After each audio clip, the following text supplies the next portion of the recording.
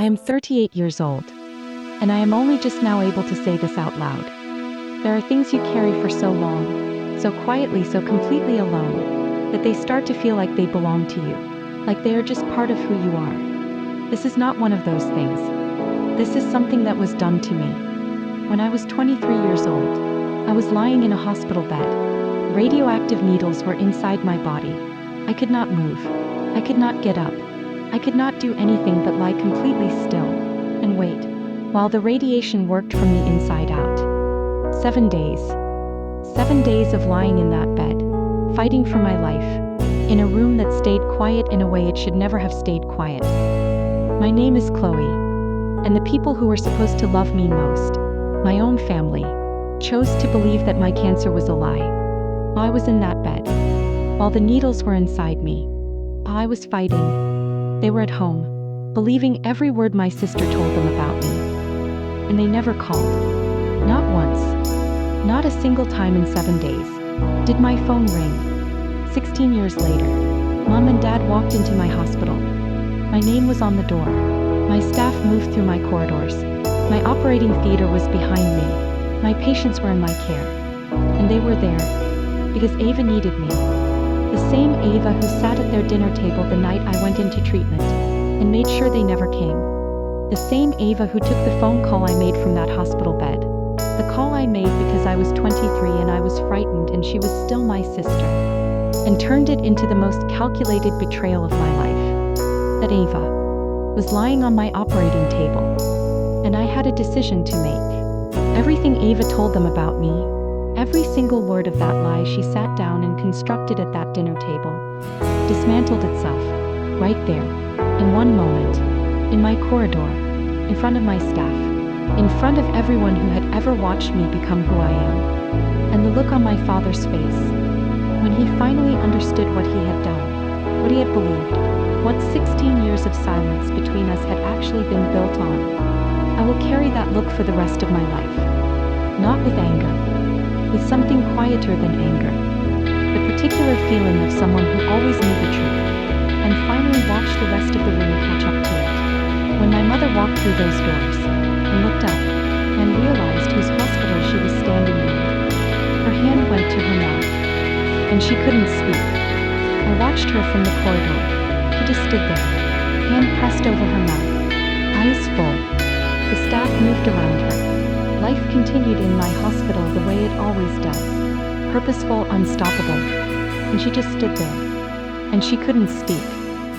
16 years. That is how long it takes for some truths to find their way back into the same room as the lie that replaced them. But before I tell you what happened in that room, I need to take you back, way back, to a 5-year-old girl who had no idea that the moment her sister was born, her whole world was about to shift. Never quite shift back. If you are here for stories of justice for people who were left behind, abandoned, written off, and rose anyway, subscribe. The new stories every single week. Now, let me take you back to where this one truly begins. Where are you watching from right now? Drop your city or country below. I want to start from the very beginning, because if I don't, none of what comes later makes sense. I know that sounds like something people say at the start of a story when they are stalling, when they are not quite ready to get to the part that hurts. But that is not why I am saying it.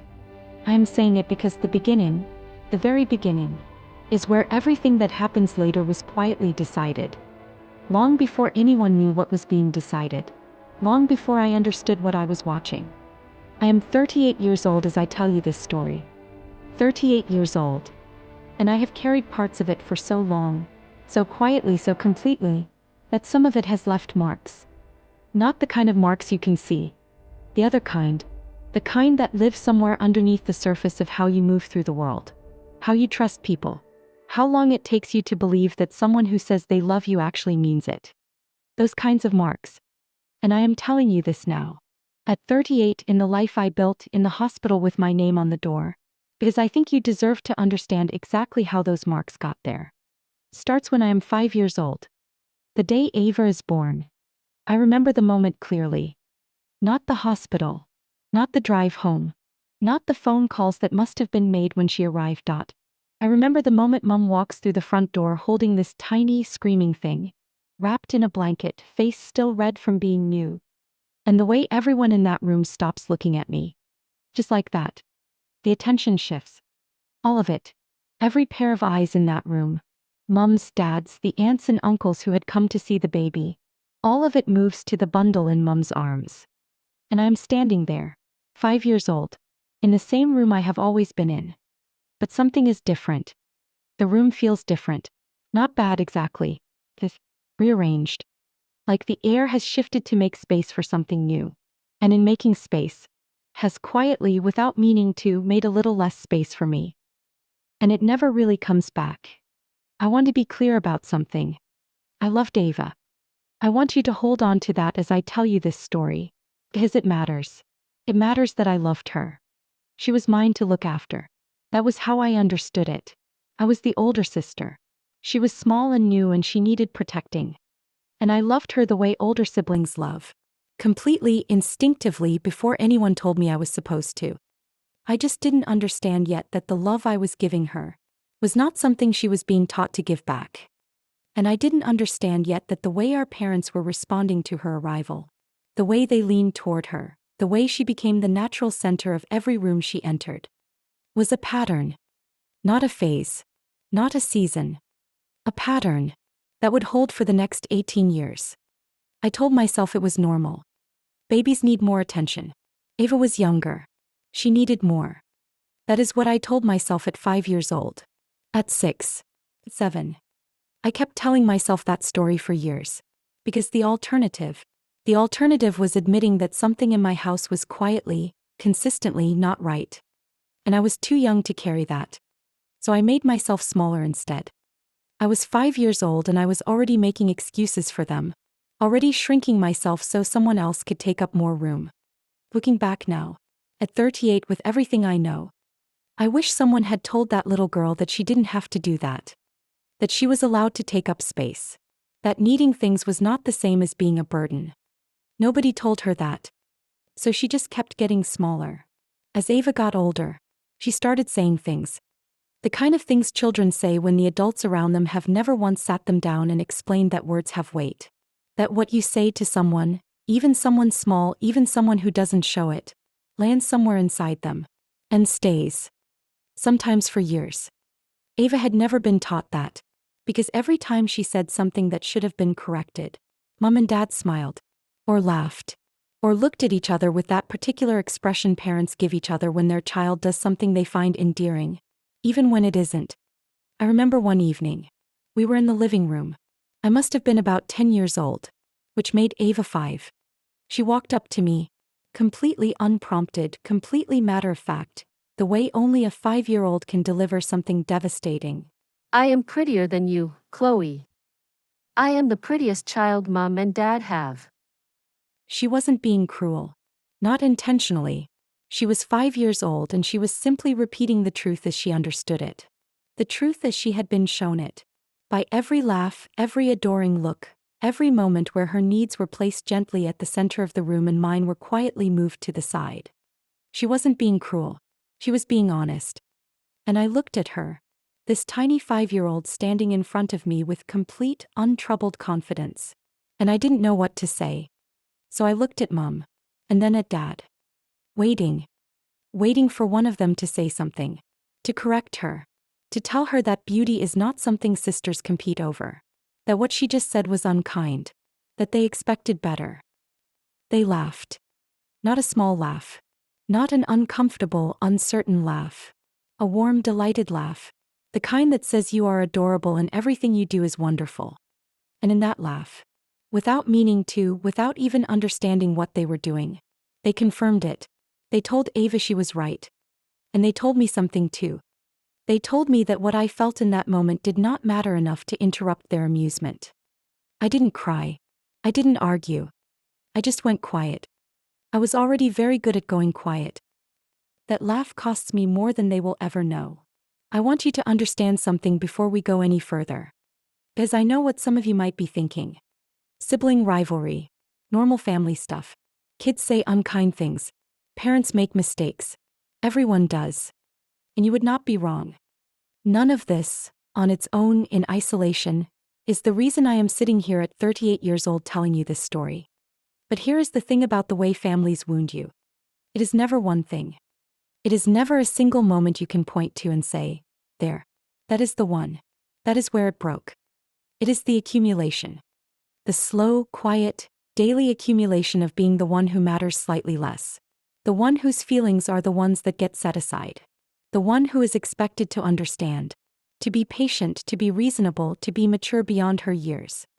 While the other one is simply allowed to feel whatever she feels without consequence. That is what I was. The one who was expected to understand. And I did understand. That was the problem. I understood so well. I made myself so small, so accommodating, so endlessly reasonable, that I gave them no reason to ever question whether what they were doing was fair. Because I never made it uncomfortable for them.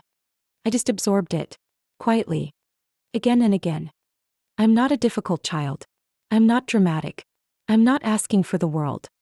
I just want what every child wants. To be seen, not more than Ava. Philly. That is the whole ask. And it is always, just slightly out of reach. Before we go any further, I want to ask you something. And I want you to answer honestly. Not for me, for yourself. Have you ever been the overlooked one in your own family?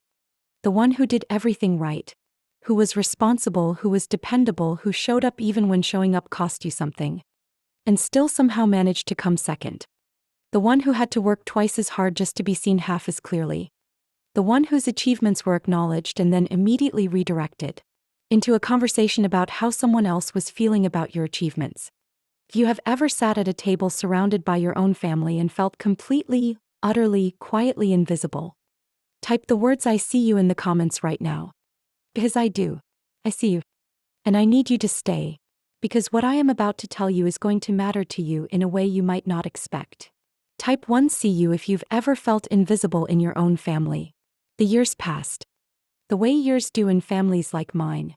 Quietly, on the surface, with enough ordinary moments scattered through to make you question whether what you were feeling was real. Christmases, birthdays, Sunday dinners. The kinds of days that look from the outside like any other family. But underneath it, the pattern held. Ava's needs came first. Ava's feelings were considered first. Ava's version of events was the one that was received without question. Mom and Dad never questioned Ava's version of anything. I noticed that long before I understood what it would eventually cost me. And I learned. The way children learn things that nobody explicitly teaches them. I learned to manage myself. To handle my own emotions without making a fuss. To solve my own problems quietly. To carry things alone because asking for help had never quite produced the response it was supposed to. I was good at carrying things alone. Too good maybe. I didn't know yet how expensive that particular skill would turn out to be. By the time Ava and I were teenagers, we both had the same dream. Medicine. We both wanted to be doctors. And I want to be careful here, because I am not telling you this to frame it as a competition. I was not competing with Ava. I was never competing with Ava. I wanted to be a doctor because I had wanted it since I was old enough to understand what it meant. Because I was fascinated by the body. By the complexity of it. By the idea that you could spend an entire lifetime learning how it works and still not know everything. That was my reason. Ava's reason was different. Ava wanted the title. She wanted the prestige of it. The respect. The way people's faces changed when you told them you were a doctor. She wanted what being a doctor looked like from the outside. But she did not want what it actually required. She wanted the result without the sacrifice. She wanted what I had. Without earning it. That pattern. Wanting what I had without earning it. I should have paid more attention to it. It was about to become the most dangerous thing in my life. I applied to Harvard Medical School in my final year. I didn't tell anyone. Not Mom. Not Dad. Not Ava. Not because I was secretive by nature, but because I had learned, quietly over years, that sharing good things before they were certain only created opportunities for those things to become about someone else. So I kept it to myself. I filled out the application alone at my desk at 11 o'clock at night. I sat the entrance examinations alone. I prepared for the interviews alone. I was very good at doing important things alone. And then the letter came. I want you to picture this moment with me. I am sitting at the kitchen table. It is a Saturday morning. The house is quiet. The letter is in my hands and I have already read it 4 times. Harvard Medical School. In Boston. I had gotten in. After everything. After every year of studying while everyone else was sleeping. After every exam sat alone. After every moment of self-doubt I had swallowed quietly and pushed through. I had gotten in. And my hands are shaking slightly. The good kind of shaking. The kind that happens when something enormous finally becomes real. And I look up from that letter. And Mom and Dad are looking at each other. Not at me. At each other. There is a look between them. Flicker. The kind that passes between 2 people who are thinking the same thing and neither one wants to say it first. And then Mom says it. How is Ava going to feel about this? That is the first thing. Not, congratulations, Chloe. Not, we are so proud of you. Not, Harvard. Not, you did it. Not, we always knew you could. How is Ava going to feel? I sat with that question for a moment. Let it find its place alongside all the other things that had settled inside me over the years. And then I folded the letter. Carefully. Smoothed the crease with my thumb. Slid it back into the envelope. And I said, nothing. Because what was there to say? I had spent my entire childhood learning that my feelings were the ones that waited. So I waited. I put the letter in my room. I came back downstairs. And I sat at that kitchen table and I was quiet. I was very good at being quiet. I flew to Boston that autumn. I started my first year at Harvard Medical School. Then my second. And I told myself, this is fine. This is the life I built with my own hands. This is mine. I told myself that every morning when I woke up and the loneliness hit. Not loneliness for the house exactly, but loneliness for the family I had always wanted and never quite had. I told myself, this is fine. And mostly, it was. I was studying. I was building something. I had a purpose that belonged entirely to me. And then one morning, my body told me something different. Quietly at first. The way bodies do when they are trying to tell you something you are not ready to hear. And everything I had worked for, everything I had fought for, was suddenly, quietly, completely, at risk. Stay with me. I need to talk to you about something that nobody talks about. Not because it doesn't happen. Not because it isn't real. But because it is embarrassing. Because it is private. Because it is the kind of thing that lives in the part of you you have decided the rest of the world does not need to see. And so you push it down. You tell yourself, it will pass. Bodies are resilient. This is nothing. This is stress. This is the adjustment of being somewhere new, doing something hard, pushing yourself further than you have ever pushed. You tell yourself every version of that story until you run out of versions. I am at Harvard Medical School. 2nd year. I am training to be a doctor. And I am too ashamed, too frightened if I am going to be completely honest, to tell a single person that something is wrong with my body. I want you to sit with how absurd that is for a moment. I am studying medicine. I am surrounded every single day by some of the most knowledgeable medical minds in the world. I have access to resources most people will never have in their entire lives. And I say nothing. Because saying something means making it real. Because making it real means having to look directly at it. And I am 23 years old and I am not ready to look directly at it. So I carry it. The way I have always carried things. Quietly. Without making a fuss. How do you explain that? You just carry it. Until you can't. I am 23 years old. I am in my 2nd year at Harvard. And every morning, for weeks now, I wake up and something is not dramatically off. Not in a way I can point to and say, that is the thing, that is what I need to worry about. A shift in something that has always been steady. A change in something my body has done reliably my entire life. So reliably I have never had to think about it. My body has always been clockwork. Always. And now it isn't. And I know. I know the way medical students know things. Which is, I have come to understand the absolute worst kind of knowing. Because I have just enough information to understand what the possibilities are. Just enough knowledge to construct the worst-case scenario in complete clinical detail. And not nearly enough distance to stop myself from doing it. So I know. In the way I do not want to know. In the way that sits heavy in my chest at 3 in the morning when the defenses are down. But I wait. I tell myself it is stress, the workload, the adjustment of second year, which everyone says is harder than the first. I tell myself it is the diet change, the different schedule, the fact that I have not been sleeping the way I should. I tell myself every reasonable, rational, sensible explanation I can construct. And I wait. 6 weeks. I wait 6 weeks before I tell a single soul. After 6 weeks, I finally went to see my GP. I remember the waiting room. Plastic chairs. A row of magazines on a low table that I did not pick up. A television mounted high on the wall playing something I did not watch. I was rehearsing, going over in my head exactly what I would say, trying to find the version that sounded least alarming. The version that sounded like a composed, sensible second-year Harvard medical student who was simply being cautious. Not frightened. Just cautious. She called my name. I walked in. I sat down across from her. And I told her. She listened without interrupting. She did not rush me. Ask questions. Calm, methodical, one at a time. Mapping out what I was describing before drawing any conclusions. And then she looked at my family history. She was quiet for a moment. Not a long moment. Just a beat of silence that felt longer than it probably was.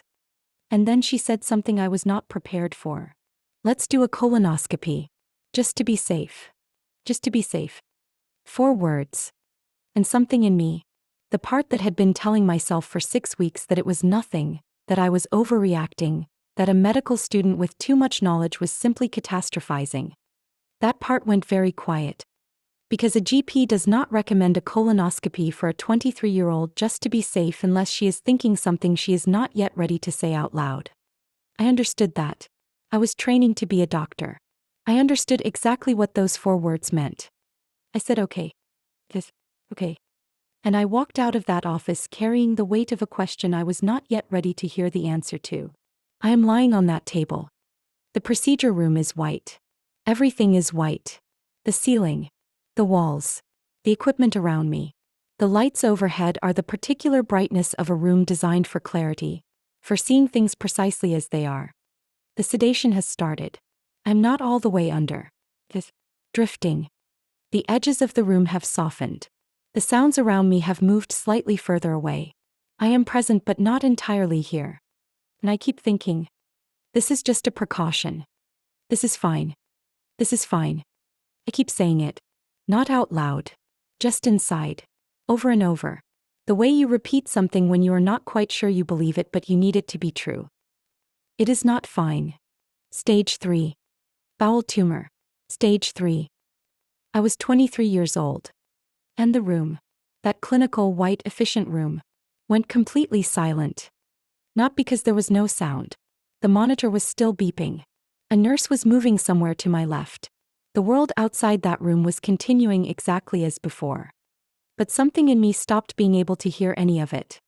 Because the doctor had just said stage 3. And I had enough knowledge.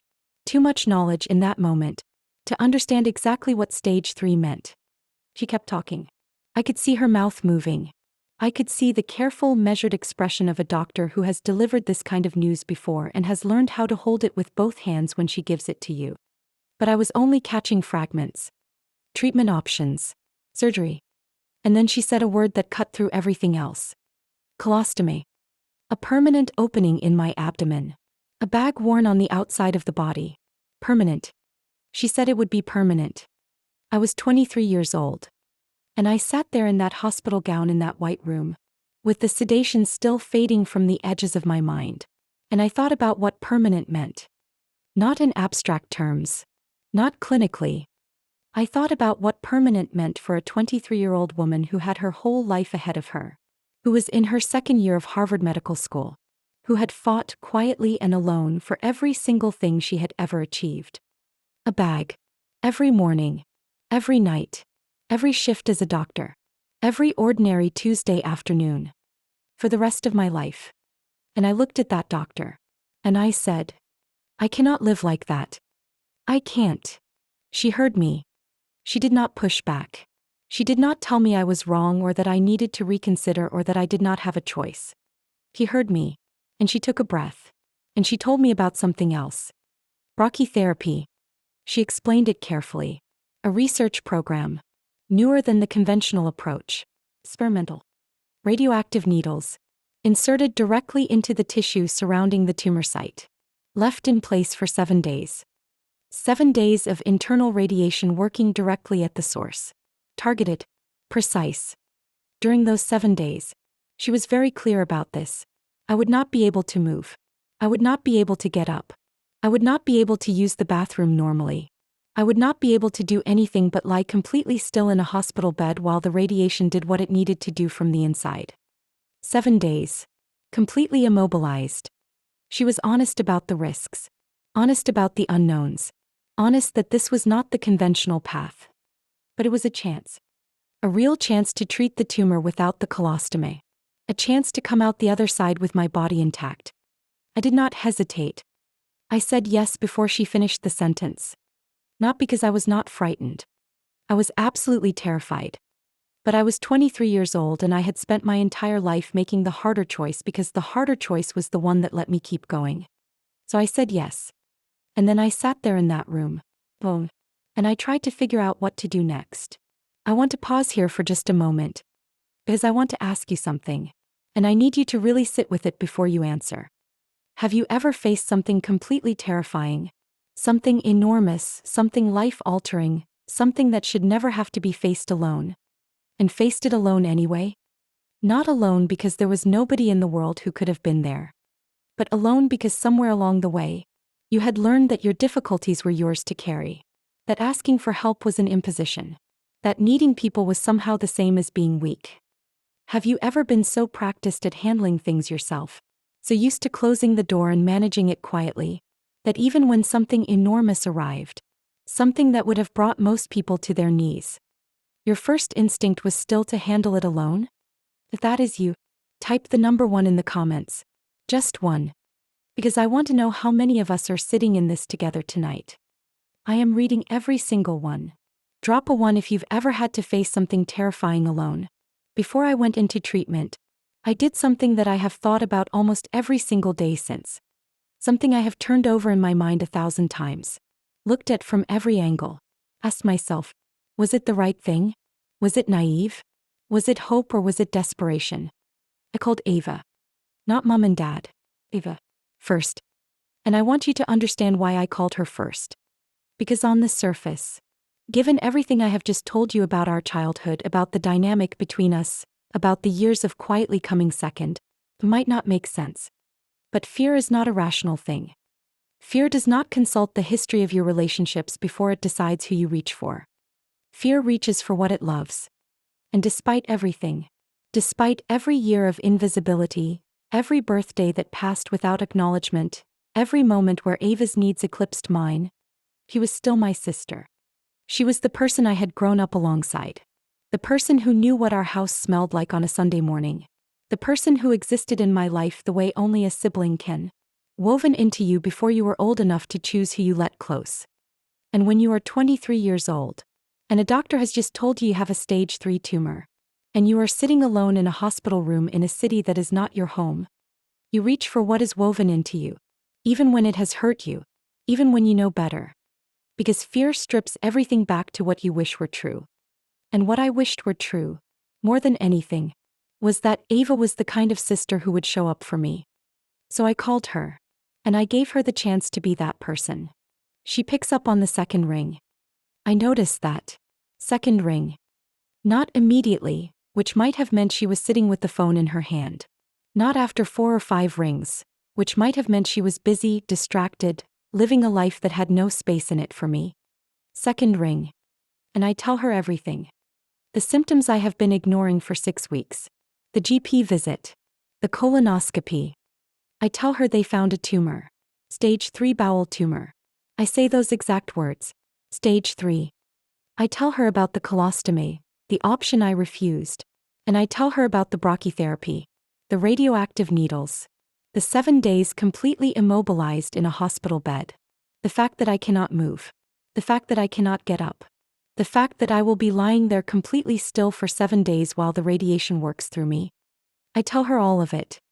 And then I say something that costs me more than any of the medical details. I tell her I am scared. And I want you to understand what it costs me to say that out loud. I'm not someone who says that easily. I am not someone who has been taught that being scared is something you are allowed to admit. But I am 23 years old and I am about to go into a hospital and lie completely still for 7 days with radioactive needles in my body. And I need her to know. I tell her I need the family to know where I am. I tell her I need someone to know in case something goes wrong. And then I stop. And I wait. She is quiet. Unusually quiet. Not the quiet of someone absorbing devastating news and not knowing what to say. A different kind of quiet. I do not know that then. Then I just hear silence. And I wait. And then she says, "Don't worry, Chloe. I'll tell Mom and Dad everything." I believe her. Of course I believe her. She's my sister. And the relief I feel in that moment, I cannot fully describe it to you. The relief of not being alone in something anymore. The relief of having said it out loud to someone who shares my blood. The relief of believing, just for a moment, that the distance between us could be crossed when it truly mattered. Thank her. I tell her I will be in touch on the other side of it. And I hang up the phone. And I sit in that hospital room. And for the first time in a very long time, I feel like I am not completely alone. She shows up. That is what I think. For once, Ava shows up for me. She shows up. Just not for me. What Ava does with that phone call, I don't find out for 16 years. 16 years. I go into that hospital believing she has done what she said. Believing Mom and Dad know where I am. Believing that whatever our family has been, whatever has been missing from it, in this moment when it truly matters, they know. That is what I believe as I go into treatment. I am wrong. And I am going to tell you exactly how wrong I am. Because you need to understand what Ava does the moment she hangs up that phone. You need to understand it clearly. Completely. Not because I want you to hate her. But because you need to understand what a person is capable of when they want something badly enough. And what Ava wants. She has wanted her whole life. Stay with me. I want to tell you exactly what Ava did. Not my version of it. I want to be very careful about that distinction. Because I have had 16 years to sit with this story. 16 years to turn it over in my mind. To feel the anger and the grief and the disbelief of someone who was betrayed at the exact moment they were most vulnerable. And I know what 16 years of pain can do to the way you tell a story. I know it can sharpen edges that were not quite that sharp. I know it can darken corners that were complicated rather than simply dark. So I want to be clear. What I am about to tell you is not my version. It is the exact version. The one Ava confessed to. Sitting in a hospital bed. 16 years later. With Mom and Dad standing in the doorway. With me standing at her bedside. He told me all of it. Word by word. Without me prompting every detail. She had carried it for 16 years too.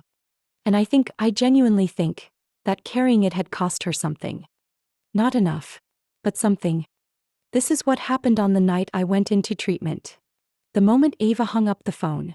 She sat with what I had told her. I want you to think about what that means. He sat with it. Her 23-year-old sister had just called her from a hospital room. Alone. Frightened. About to undergo 7 days of radioactive treatment for a stage 3 tumor. And Ava sat with that information. I need you to understand the nature of what she does next. Because what she does is not a reaction. It is not panic. It is not a moment of poor judgment made in the heat of emotion that she immediately regrets. It is not even selfishness in the ordinary, unconscious, human way that most of us are sometimes selfish. It is calculated. Deliberate. She thinks it through. She identifies what my situation means. She sees what it creates. And she makes a decision about what to do with it. Here is her problem. I am at Harvard Medical School. I want you to understand what that means in the context of our family. Our parents had built their hopes on the idea of achievement. Of making something visible and undeniable of yourself. Of being the kind of family that produced something the world could not ignore. And I had gotten into Harvard. The daughter they had never quite centered.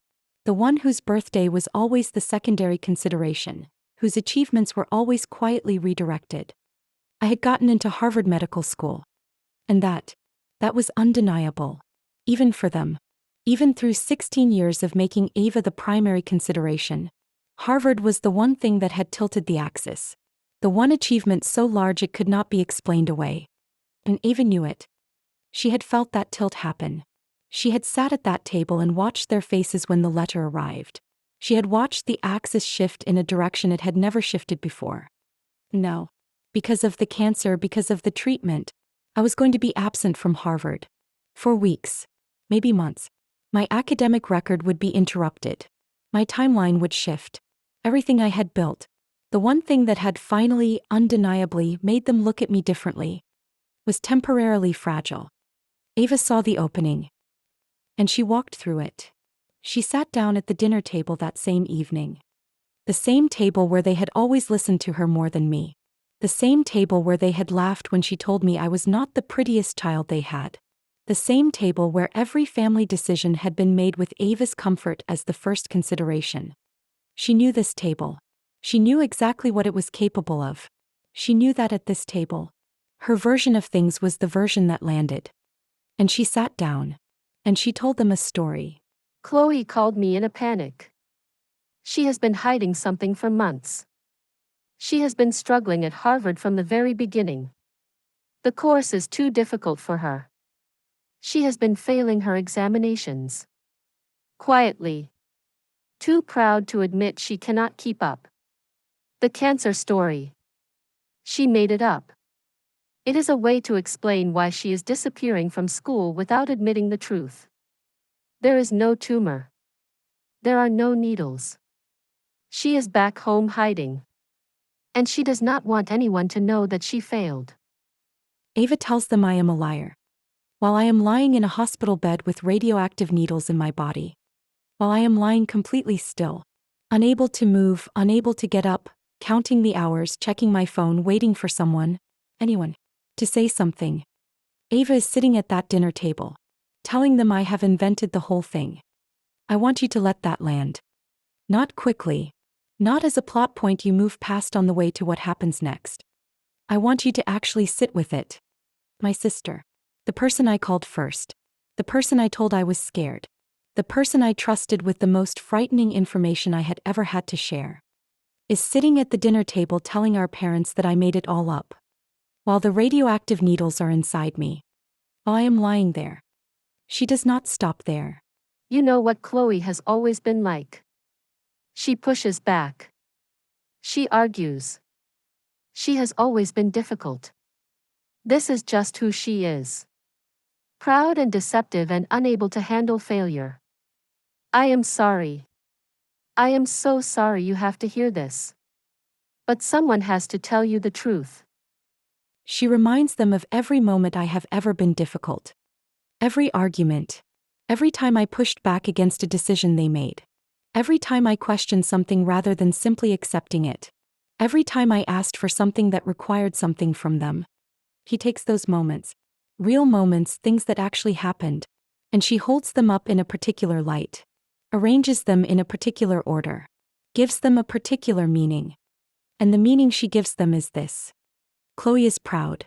Chloe is deceptive. Chloe cannot handle failure and has always found ways to avoid accountability.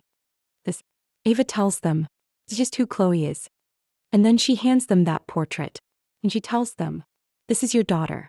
This is who she really is. And what she is doing right now is completely consistent with who she has always been. She paints it so carefully, so specifically, using just enough truth to hold the lie in place. Because the most effective lies are never entirely made up. They are built on something real. Something the listener already half believes. Something that confirms a story they were already quietly telling themselves. Mom and Dad had been quietly telling themselves a story about me for a long time. Not a cruel story. Not a deliberate one. But a story nonetheless.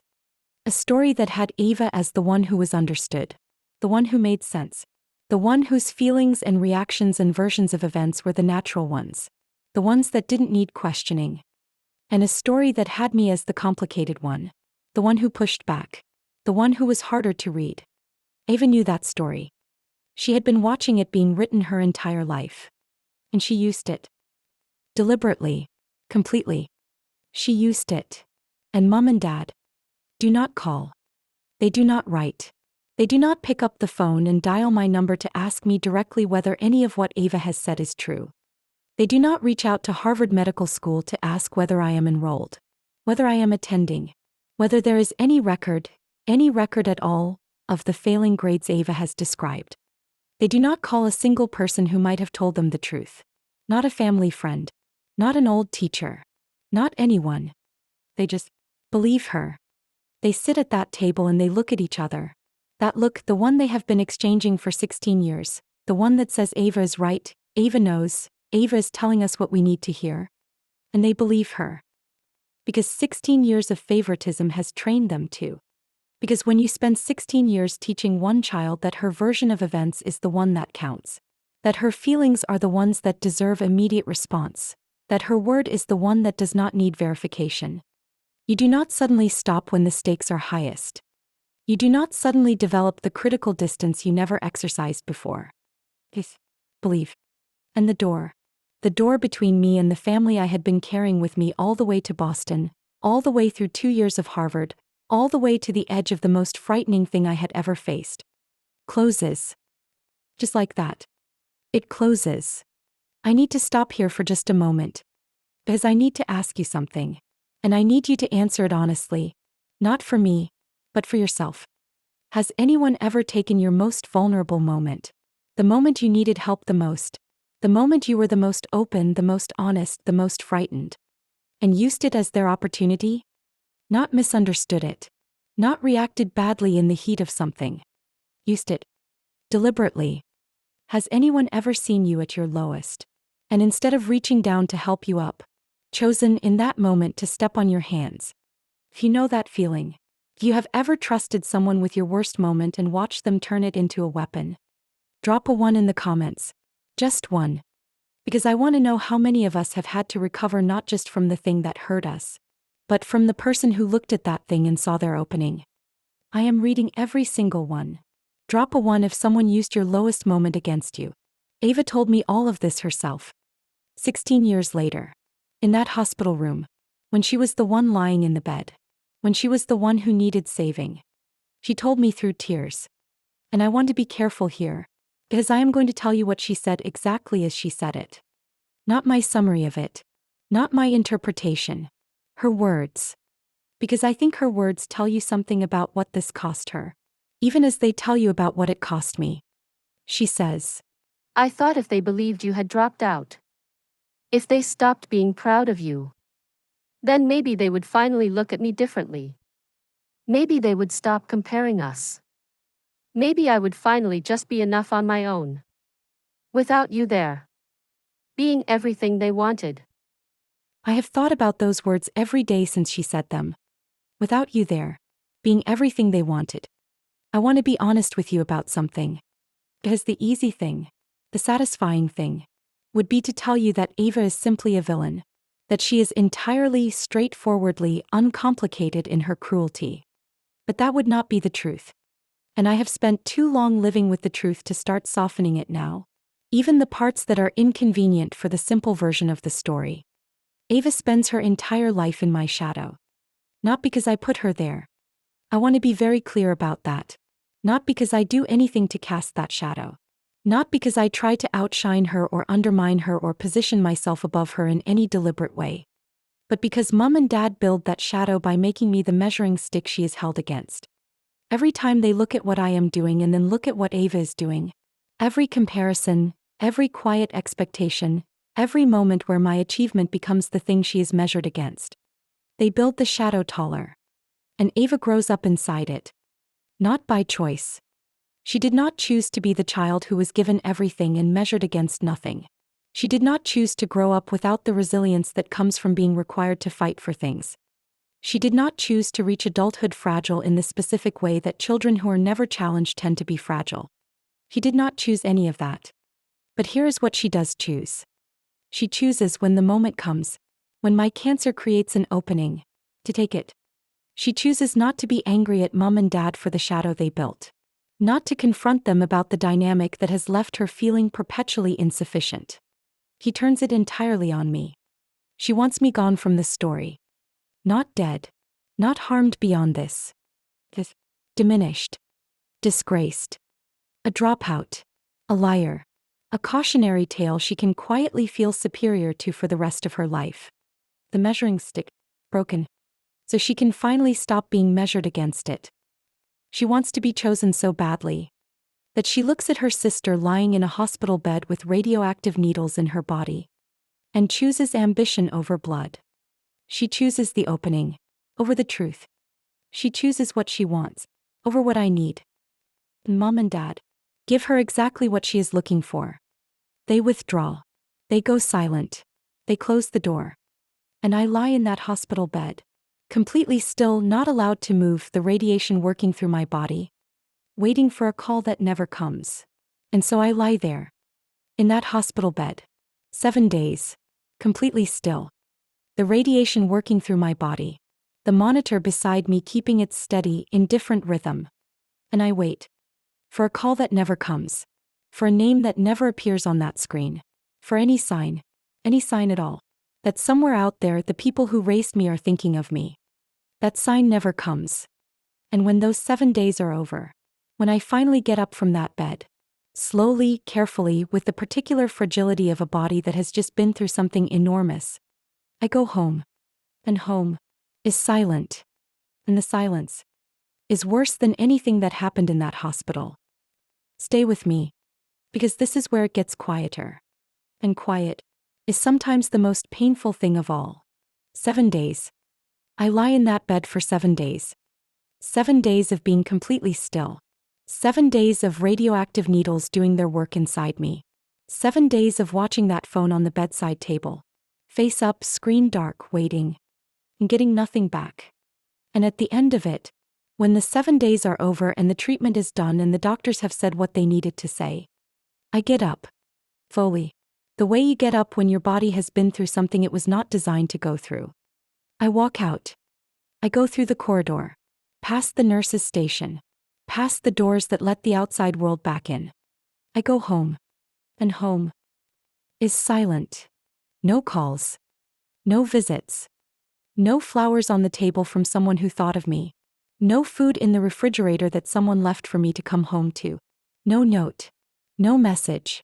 No, "Are you okay, Chloe? Oh, we are so glad you made it. No, we are proud of you for getting through that." This absence. And I want to explain what that absence feels like. Not in the abstract, not in general terms, but specifically, precisely, the way it actually feels in the body of a 23-year-old woman who has just spent 7 days lying in a hospital bed with radioactive needles inside her. It feels like walking into a room and realizing the air has been taken out of it. Not dramatically, not all at once. There is less of it than there should be. And every breath costs slightly more than it did before. That is what absence feels like when it comes from the people who were supposed to be there. The loneliest part is not the cancer. I want to say that clearly. The loneliest part is not the 7 days immobilized in that hospital bed. It is not the needles. It is not the brachytherapy or the fear or the not knowing whether the treatment was going to work. The loneliest part is knowing that the people who raised me chose a lie over simply picking up the phone and asking me for the truth. That is the thing I cannot put down. Not the cancer. Not the needles. Not the 7 days. The choice. Their choice. I survived the brachytherapy. The doctors tell me I am cancer-free. And I sit with that information. Cancer-free. The 2 words I had been holding on to as the reason to get through all of it. And I feel nothing. Not relief. Not joy. Not the particular exhale of someone who has been holding their breath and has finally been told they can let go. Nothing. Because the news I was waiting for arrives in a room where there is nobody to tell. I am cancer-free. And I am emotionally dying. And they are not there. My close friend comes. She does not ask too many questions. She just comes. She sits with me through the worst of it. The days when getting off the floor feels like the hardest thing I have ever been asked to do. The days when the recovery is not physical. Because physically, the treatment has done what it was supposed to do. But emotional. The recovery from understanding what my family chose while I was in that bed. She sits with me through all of it. And my boyfriend, a man who is, at this point, still relatively new in my life. Still someone I am figuring out, still someone I am learning to trust. Looks at me one afternoon. I am sitting in that apartment, Still wearing the same clothes from the day before. Hair unbrushed. Eyes that have not quite come back to themselves yet. And he looks at me, really looks at me, the way very few people had ever looked at me in my life. And he says, "You are still beautiful, Chloe. You are still worthy." I do not cry when he says it. I want to. Something in me wants to completely and entirely fall apart in response to those 6 words. Because they are the first words that sound like what family is supposed to sound like. The first words that place me at the center of someone's concern. Not as a problem to manage, not as a situation to navigate, not as a complication in someone else's story, but simply as a person who deserves to be told she is still beautiful, still worthy. He says it like it is obvious, like it has never been in question. And I sit with those words for a long time. Mom and Dad never call. Not that week. Not the week after. Not the month after. For 1 year. I do not know who I am anymore. Not because of the cancer. I want to be precise about that. Not because of the tumor or the treatment or the physical reality of what my body has been through. Because the only mirror I have, the mirror that most people take entirely for granted, the one called family, has shattered. And I do not recognize the reflection in what is left of it. I do not recognize the daughter they describe, the one who fakes a cancer diagnosis, the one who is proud and deceptive and unable to handle failure.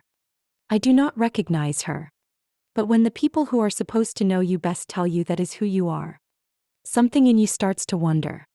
Not believe, not fully, but wonder. And the wondering, the quiet, exhausting 3 a.m. wondering, is its own kind of breaking. I need you to keep watching. I know this part is hard. I know that some of you are sitting with this right now in a way that is not comfortable. Because some of you know exactly what this feels like. The surviving of something, and the particular loneliness of surviving it without the people who should have been there. I need you to keep watching. Because what happens at the 44-minute mark of this story, I genuinely have to sit with before I can say it out loud. Changes everything. Stay with me, please. I remember one night. It is maybe 3 months after the treatment ended. The physical recovery is mostly done. My body has returned to something resembling what it was before. But I am sitting on the bathroom floor. 2 a.m. Not because I am sick. Not because something is physically wrong. Just because the bathroom floor is where I end up on the nights when the weight of it gets too heavy to carry standing up. And I am not crying. That is the thing I remember most about that night. I'm not crying. I had stopped crying weeks before. Not because the pain was gone, but because the crying had stopped producing anything. The tears had run their course and the pain was still there exactly where it had been. Unchanged, unmoved, entirely unaffected by however many nights I had spent trying to cry it out. So I just sit there. On the cold tiles. Back against the bath. Knees pulled up. The blue light of the night coming through the frosted window above me. And I think, what is the point of surviving this if I have to survive it alone? I let that question sit there in the middle of the bathroom with me. I do not push it away. I do not tell myself I should not be asking it. I just let it sit. And then, very quietly, from somewhere underneath everything that has broken, something else surfaces. Something that sounds less like a question, and more like an answer. Well, because Ava does not get to take that too.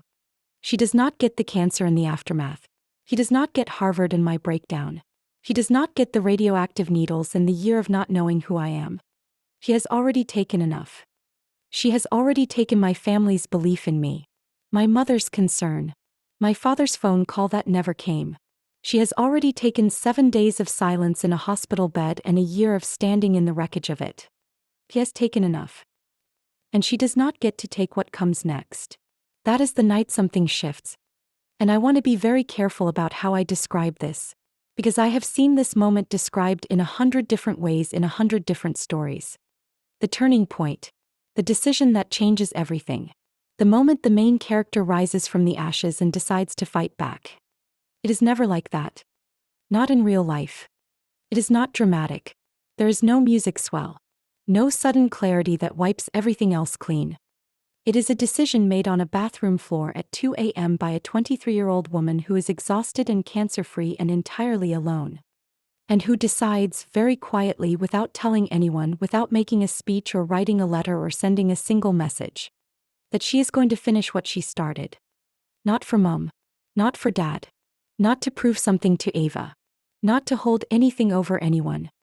For the 23-year-old who gets into Harvard Medical School and makes it to her second year before her body tries to stop her. For the girl who studies while everyone else is sleeping. Who sits examinations alone.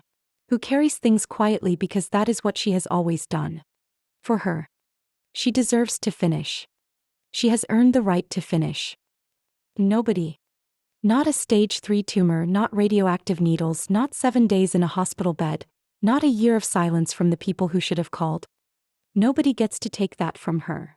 And then I make a decision that changes everything. Quietly. Privately. Without telling a single soul. Not a phone call. Not a message. Not a word to anyone who might try to talk me out of it or into it or anywhere other than exactly where I have decided to go. Just a decision. Made alone. In the early hours of the morning. By a woman who has just survived something that should have broken her. And has realized that the fact it didn't mean something. I will tell you what it is. Right now. I go back to school angry. And I want to be precise about what kind of anger that is. Because anger gets a bad reputation. Because when most people hear the word, they picture something loud. Something that breaks things. Something that announces itself and demands to be managed and eventually burns itself out, leaving nothing useful behind. That is not the kind of anger I am talking about. The anger I go back to school with is not loud. It does not break things. It does not announce itself. It does not demand to be seen or heard or acknowledged by anyone. It is the kind of anger that burns slow. Quiet. The kind that settles in somewhere below the surface.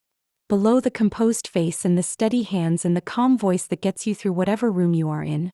It simply stays. The kind that doesn't shout. This shows up. Every single day. Without fail. It shows up at 5 in the morning when the alarm goes off and I could choose to stay in bed. It shows up in the examination hall when I am on question 47 of 60 and my hand is cramping and the person next to me has already put their pen down. It shows up on the days when the coursework is too much and the exhaustion is real and there is no one to call who will tell me it is going to be okay. It shows up. Every day. Without fail. And it builds something. Quietly. Brick by brick. Without anyone watching.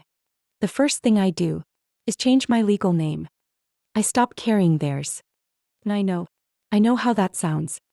I know that to some people that will sound extreme, dramatic, the kind of thing that signals something has gone wrong in a person.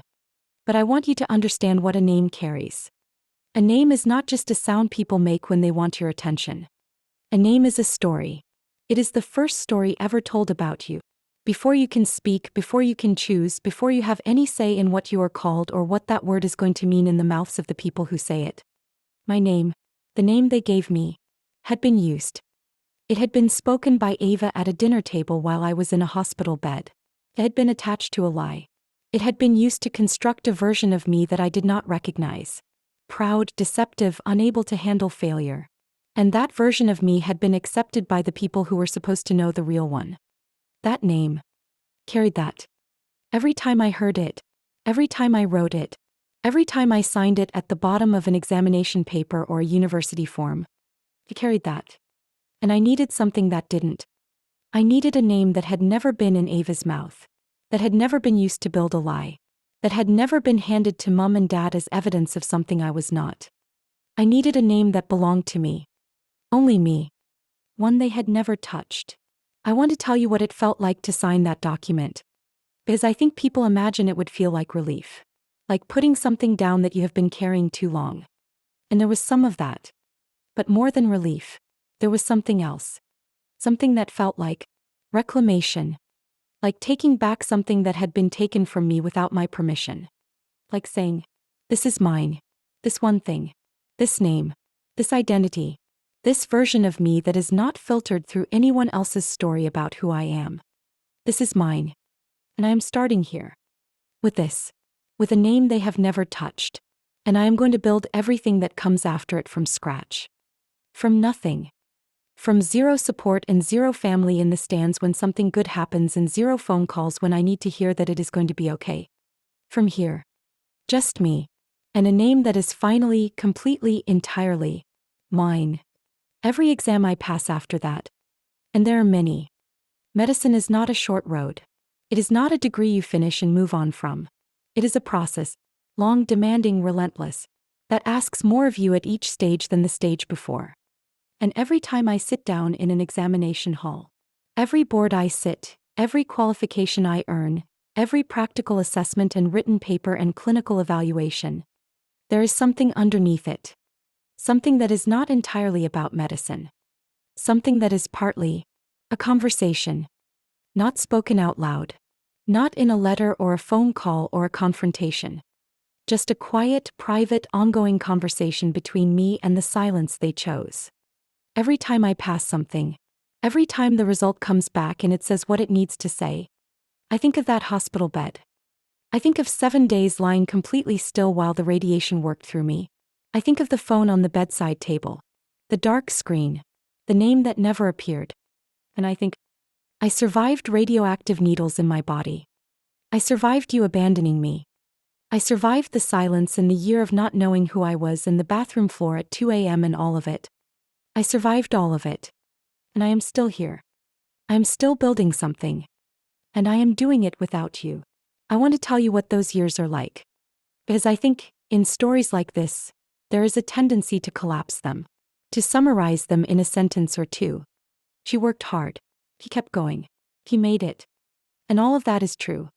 But it leaves out the texture of it. The specific, daily, unglamorous texture of building something alone. It leaves out the evenings when I am too tired to cook a proper meal and I sit on the kitchen floor eating something I should not call dinner. And I am okay. Not happy exactly. Not performing wellness for anyone. Just, okay. Managing. Moving forward. Not giving up. It leaves out the mornings when I sit in a lecture hall surrounded by people who have parents who call them on Sunday evenings. People who have someone who asks how the week went and actually wants to know. And I sit in that hall and I listen and I take my notes and I move on. Because that is what you do when you have decided to finish what you started. You do not stop for the feelings that could stop you. You feel them. You acknowledge them. You let them exist in the appropriate moment. And then you keep going. Because the alternative is giving them exactly what they want. And I had decided, on a bathroom floor at 2 a.m., that I was not doing that. I don't write a letter. I want to be clear about that. Because I know that is what people expect. The confrontation. The letter. The phone call where everything is said. The scene. I don't do any of that. I don't make a speech. I don't send a message. I don't compose the email in my head at midnight and debate whether to send it for 3 days. I just stop. Quietly. Privately. I stop showing up where I am not truly welcomed. I stop softening my edges for people who never soften theirs. I stop making myself smaller so that Ava can take up more room. I stop waiting. For a phone call that is never going to come. For an apology that nobody is yet prepared to give. For a version of them that was always more wish than reality. I stop waiting. And in stopping, I begin. Quietly. Privately. Completely. I choose myself. For the first time in 38 years of life. I choose myself. And it is the most powerful thing I have ever done. I want to stop here for just a moment. Because I think some of you are sitting with something right now. Some of you are in the middle of a decision like this. Or you have already made it. Or you are so close to making it that you can feel it. The particular weight of something you have been carrying for years that you are finally considering putting down. And I want to say something to that person. Walking away from a family member who refuses to see you clearly is not giving up. It is not abandonment. It is not cruelty. It is not dramatic or selfish or something you are going to regret. It is a choice. A hard one. The hardest kind. The kind that nobody who has not made it fully understands. And if you have made it, if you have set that boundary and you are standing on the other side of it right now, comment the word boundaries below. Say it. Say it loud. Because choosing your peace over their comfort, choosing your wholeness over their version of who you are supposed to be, takes a kind of courage that not everyone will ever understand. But I do. I understand it completely. And I see you. Comment boundaries if you've ever had to choose your peace. I go back to Harvard. I finish my second year. I finish my third. My fourth. I sit examination after examination. I pass board after board. I accumulate qualifications the way you accumulate anything when you are building something without anyone watching. Slowly, steadily, one at a time, each one sitting on top of the last until the stack starts to look like something. Until the stack starts to look like a surgeon. And through all of it, through every year, every paper, every clinical rotation, every sleepless night before an assessment I had to face alone, I carry that decision. The one from the bathroom floor. The one that says, he does not get to take this too. I carry it on the mornings I do not want to get up. I carry it in the examination halls.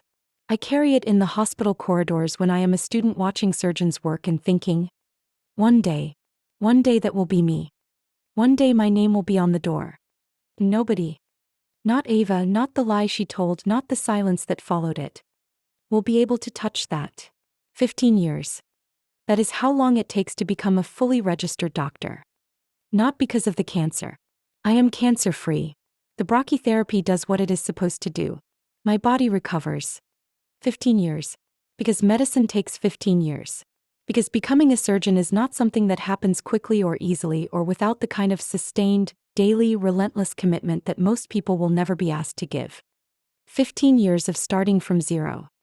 Zero support. Zero family in the stands when something good happens. Zero phone calls when I pass my boards. Zero voices saying, well done, Chloe. We always knew. We always believed. Zero of that. And I build anyway. I build in the silence.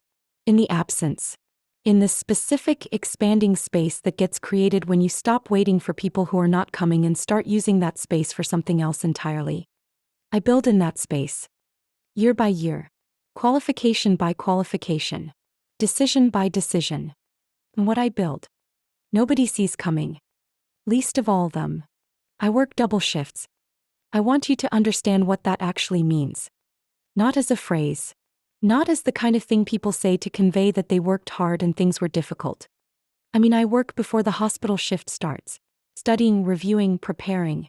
And I work after the hospital shift ends. I mean, I come home at 11 o'clock at night and I sit at that kitchen table and I open the books again. Because there is no one waiting for me to stop. No one who needs me to be present at the dinner table. No one who notices whether the light in the kitchen is still on at midnight. That sounds like loneliness.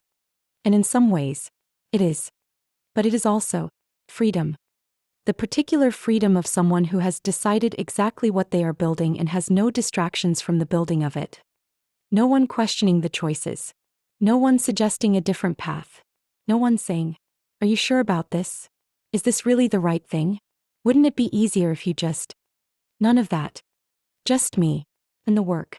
And the very specific satisfaction of a person who is choosing. Every single day, in every double shift, in every late night at that kitchen table. To finish what she started. I study while my body is still healing from the surgery scars. And I want to say something about those scars. Because they are there. Not dramatically.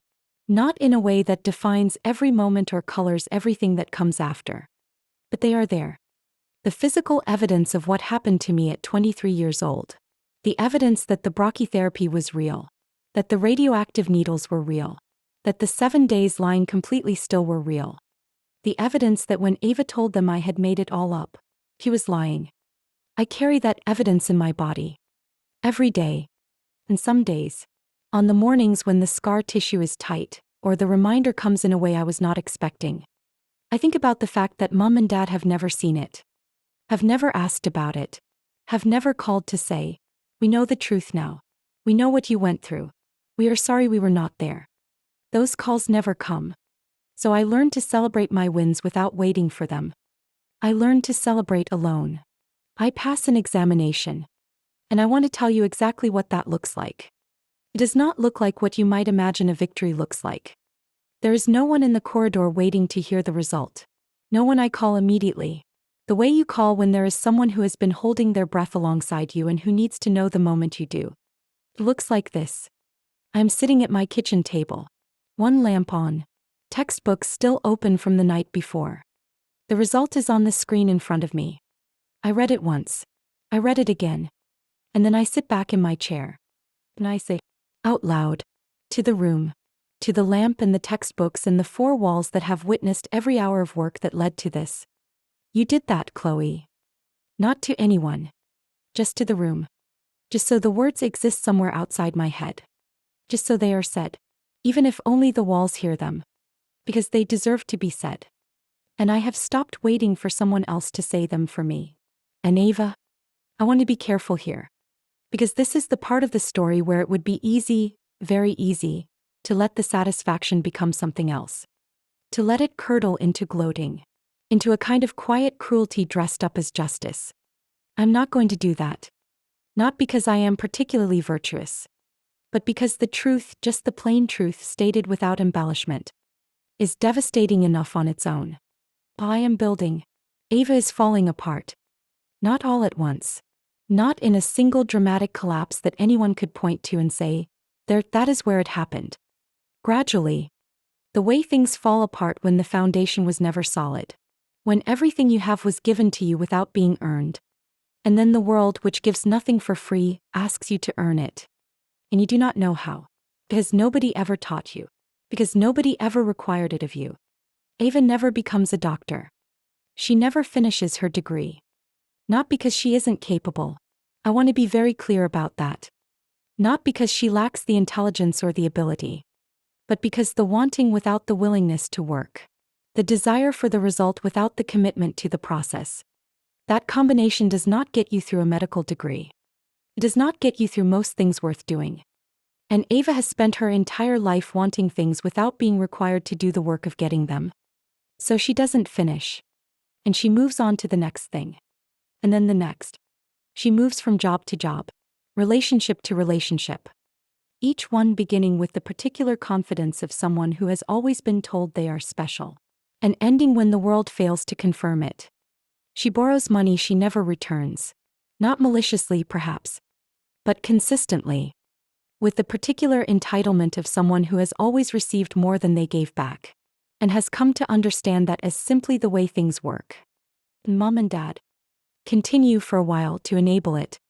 Because that is the other cost of 16 years of favoritism. It does not just damage the child who was overlooked. It damages the child who was chosen. It leaves her fragile in ways she cannot see and cannot compensate for because she has never been made aware of them. Child. Unprepared. Absolutely certain of her own special place in the world. And completely without the tools to create it when the world does not simply hand it over. While I am becoming a surgeon, Ava is becoming a cautionary tale. And I want to say something about how that makes me feel. Because I think it matters. I do not feel satisfied by it. I want to be honest about that. There is a version of this story where the protagonist watches her antagonist's downfall and feels the particular, warm satisfaction of someone who always knew this was coming. I do not feel that. What I feel, when I think about Ava moving from job to job, relationship to relationship, never quite landing anywhere, is sad. A complicated, tired sadness. Because she had potential. She genuinely had potential. She was smart. She was charismatic. She had more natural ease with people than I have ever had. She could have done something real with those things. But she never has to. Because for the first 20 years of her life, everything she needed simply arrived. And so she never develops the muscle that difficulty builds. The one that activates when something is hard and doesn't get easier just because you want it to. She never has to develop it. And when the world eventually asks for it, she doesn't have it. And that is its own kind of tragedy.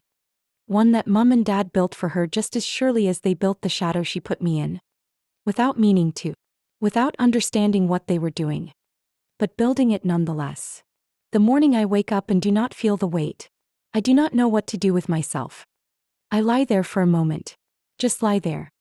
The room is the same room it always is. The morning light coming through the curtains the same way it always does. The sounds from outside, the street, the city starting its day, the same sounds I have woken up to for years now. Everything is the same. Except something is different. Something is lighter. And it takes me a moment to understand what I am noticing. Because I have carried it for so long. That particular weight. The weight of being abandoned by the people who should have stayed. The weight of surviving something that nobody in my family acknowledged. The weight of building alone in a silence that was chosen for me. I have carried it for so long that its absence feels strange. Unfamiliar. Like reaching for something that has always been on the shelf and finding the shelf empty. Not bad. Just different. And I lie there, in the morning light, and I think, so this is what peace feels like. This is the thing they write about. The thing people talk about when they say they finally chose themselves. This is it. This quiet. This specific lightness. This morning that feels like a morning instead of just another weight to carry.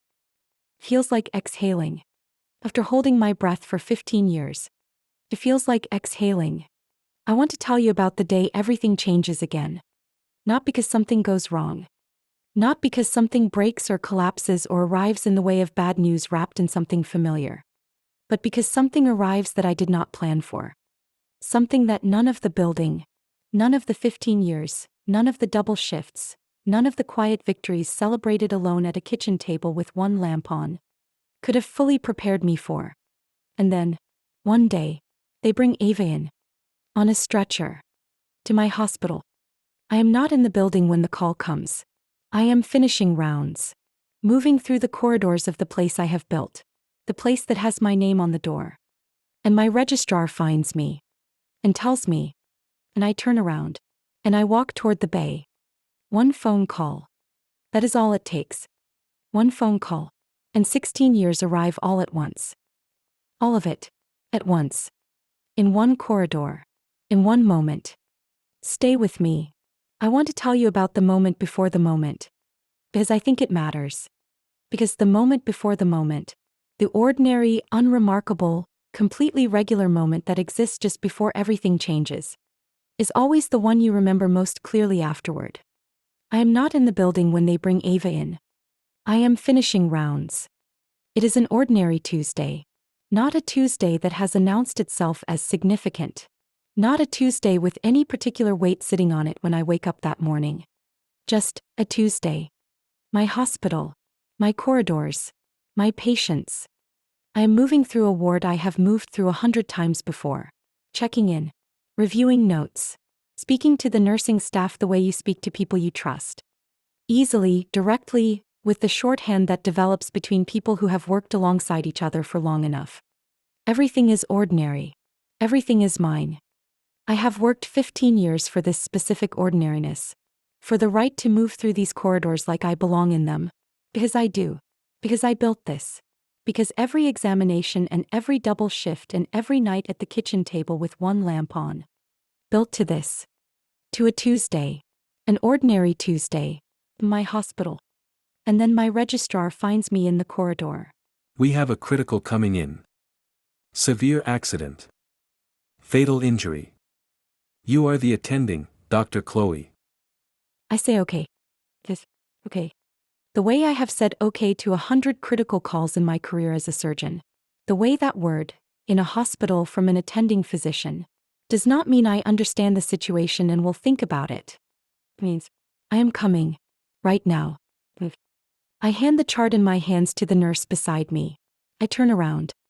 And I walk toward the bay. I am thinking about what I know so far. Critical. Severe accident. Fatal injury without intervention. I am running through what I will need. What the team will need. What the first 60 seconds are going to require of me the moment I walk through those bay doors. I am a surgeon. This is what I do. This is what I have trained for. This is what I have built myself to be able to do. I'm not thinking about anything else. I'm not thinking about Ava. About mom and dad. About 16 years of silence. About a phone on a bedside table with a dark screen. I am thinking about the patient who is coming in, and what they need, and whether I can give it to them. And then I walk through the bay doors. And I see her face. It is Ava. It is Ava. On the stretcher. In my hospital. In my bay. I stop. Just for a second. Just for the space of one breath. I stop. 16 years. 16 years of lying in a hospital bed with radioactive needles in my body waiting for a call that never comes. 16 years of a dark phone screen and no name lighting up and 7 days of silence that should never have been silent. 16 years of a bathroom floor at 2 a.m. and a question that asks what is the point of surviving this if I have to survive it alone. 16 years of illegal name change and double shifts and kitchen tables with one lamp on. 16 years of you did that, Chloe said to a room because there was nobody else to say it. All of it. Arrives. All at once. In this one second. In this one bay. In this one hospital. In front of this one stretcher. I look at her. It is smaller than I remember. I do not know why that is the first thing I notice. But she is smaller. Or maybe I am just bigger. Maybe the 16 years have changed the proportions of things between us in ways I was not prepared for. She is pale. Her eyes are closed. Her breathing is the particular breathing of someone whose body is working very hard to keep doing what bodies are supposed to do without drawing attention to how much effort it is taking. And I look at her. At this person who has my mother's nose and my father's hands and who slept in the room next to mine for the first 18 years of my life. At this person who sat at a dinner table and told our parents that my cancer was a lie. At this person who let me lie in a hospital bed for 7 days with radioactive needles in my body and did not say, "Wait. I made a mistake. Wait. She's actually there. He's actually sick. I lied. Wait. He never said that. For 16 years. He never said that." And I look at her. And I know exactly what I have to do. Not because I have forgiven her. Not in this moment. Not yet. But because I am a doctor.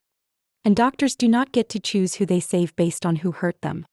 That is not what the oath is. That is not what medicine is. And it is not who I am.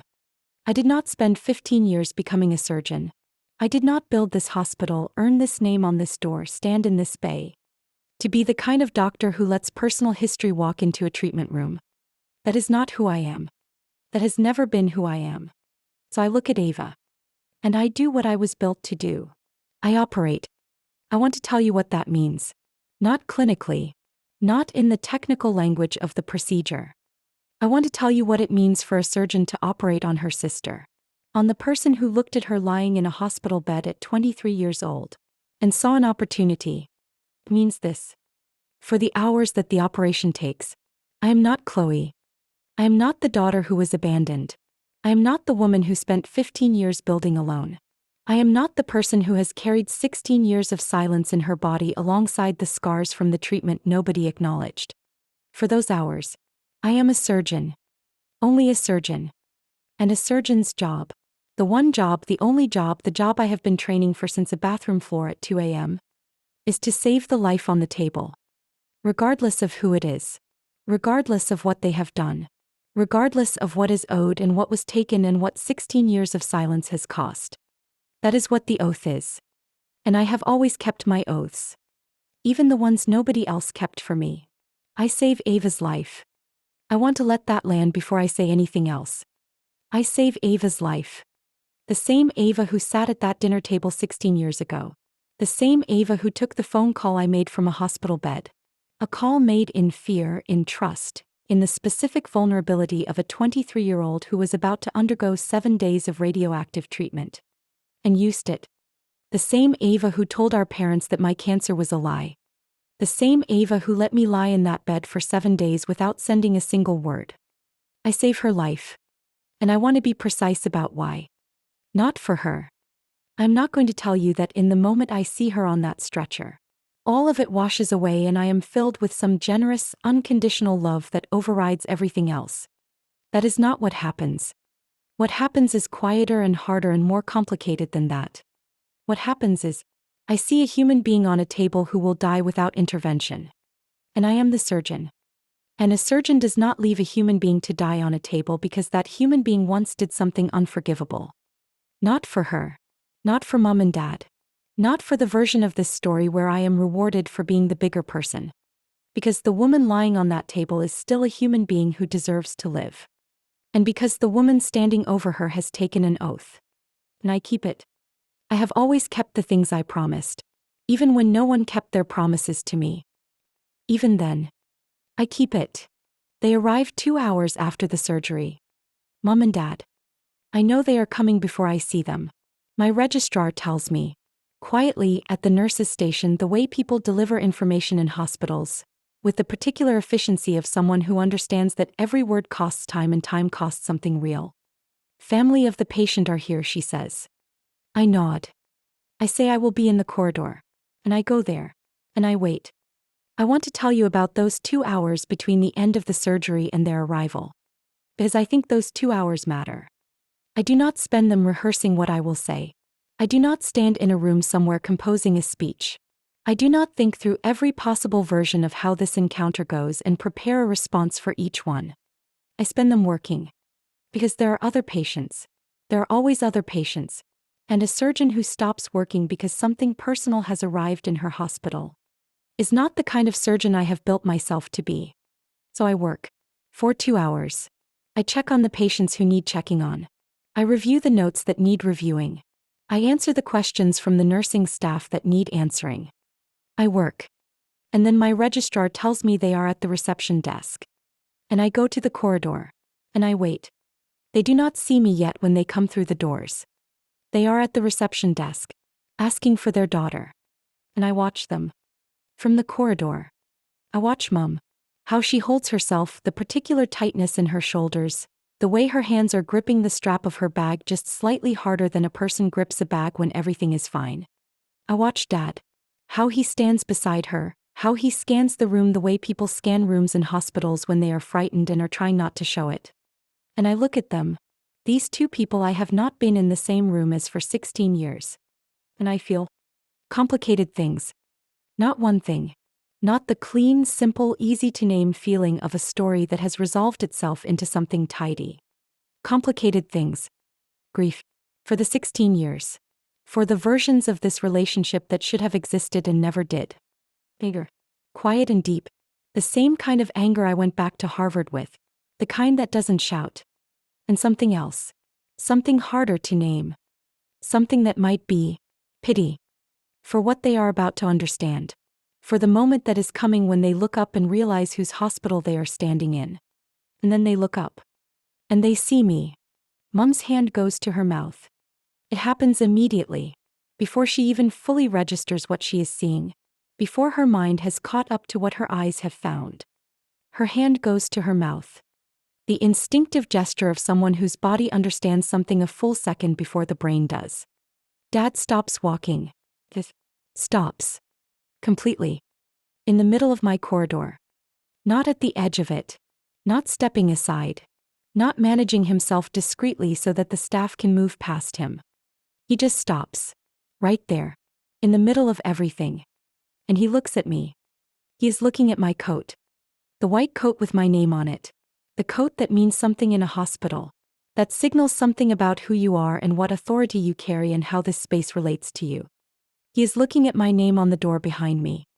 He is looking at the staff who move past me the way staff move past the person who is in charge. With the particular deference of people who know exactly who they are working for. He is looking at my hospital. And I watch him understand it. Watch the pieces land one at a time. Her name on the door. Her coat. Her staff. Her hospital. And then, underneath all of that, the understanding of what it means. The understanding that every word Ava said at that dinner table, every carefully constructed sentence, every reassembled memory held up in the wrong light, is standing in front of him. Refuted. Not by an argument. Not by a confrontation. Not by a letter or a phone call or a scene. By a woman in a white coat in a hospital that has her name on the door. By 15 years of building in silence. By everything that was always supposed to happen for a daughter who got into Harvard Medical School. And did. Everything Ava tells them, every single word of that lie, is dismantling itself in real time. Right in front of him. And I don't say anything. I just stand there. And let him look. Because he has earned this looking. 16 years of not looking. Of choosing not to call. Of choosing to believe the easier thing. Of choosing the daughter who confirmed what they already wanted to think over the daughter who was lying in a bed with radioactive needles in her body. 16 years of not looking has led him here. To this corridor. To this coat. To this hospital. And I give him the full weight of it. I stand still. And I let him look. I need to stop here for just a moment. Because I want to ask you something. If you can feel what is about to happen. If you have been sitting with this story long enough to understand exactly where it is going. Comment hold on below. Because this is the part nobody in this family expects. Not Mum. Not Dad. Not Ava. Lying in a bed down that corridor, alive because of the hands of the sister she left alone in a hospital bed 16 years ago. Not even me. I have spent 15 years building this hospital. I have spent 15 years becoming this surgeon. I have never, not once, let myself imagine this exact moment. This corridor. These two people. This coat. I have never let myself want it badly enough to imagine it. Because wanting things that depend on other people is something I stopped doing on a bathroom floor at 2 a.m. And yet, here we are. Especially not me. Come and hold on if you feel this coming. Mum is the first to break. And I want to describe this carefully, because I think the way she breaks matters. She does not break with composure. She does not break in the way people break when they are aware of being watched and are managing even in their grief how they appear to others. She breaks completely. She sinks into the chair beside Ava's bed. The chair that has been placed there by my staff in my hospital because that is what we do for families. And she weeps. Not quietly. Not with the contained dignity of someone who is feeling something privately and choosing not to impose it. The kind of weeping that comes from somewhere deeper than dignity. From somewhere below the chest. Somewhere that has been holding something for a very long time. And has just let go. The kind of weeping that has been building for years. Maybe building since the moment she chose to believe Ava and did not call me. Maybe building in every year of silence that followed that choice. In every moment where some part of her knew, or suspected, or felt something she chose not to look at directly. That something was not right. All of that, all of those years, finding its way out in a hospital corridor in the chair beside her youngest daughter's bed. I'm sorry, she keeps saying.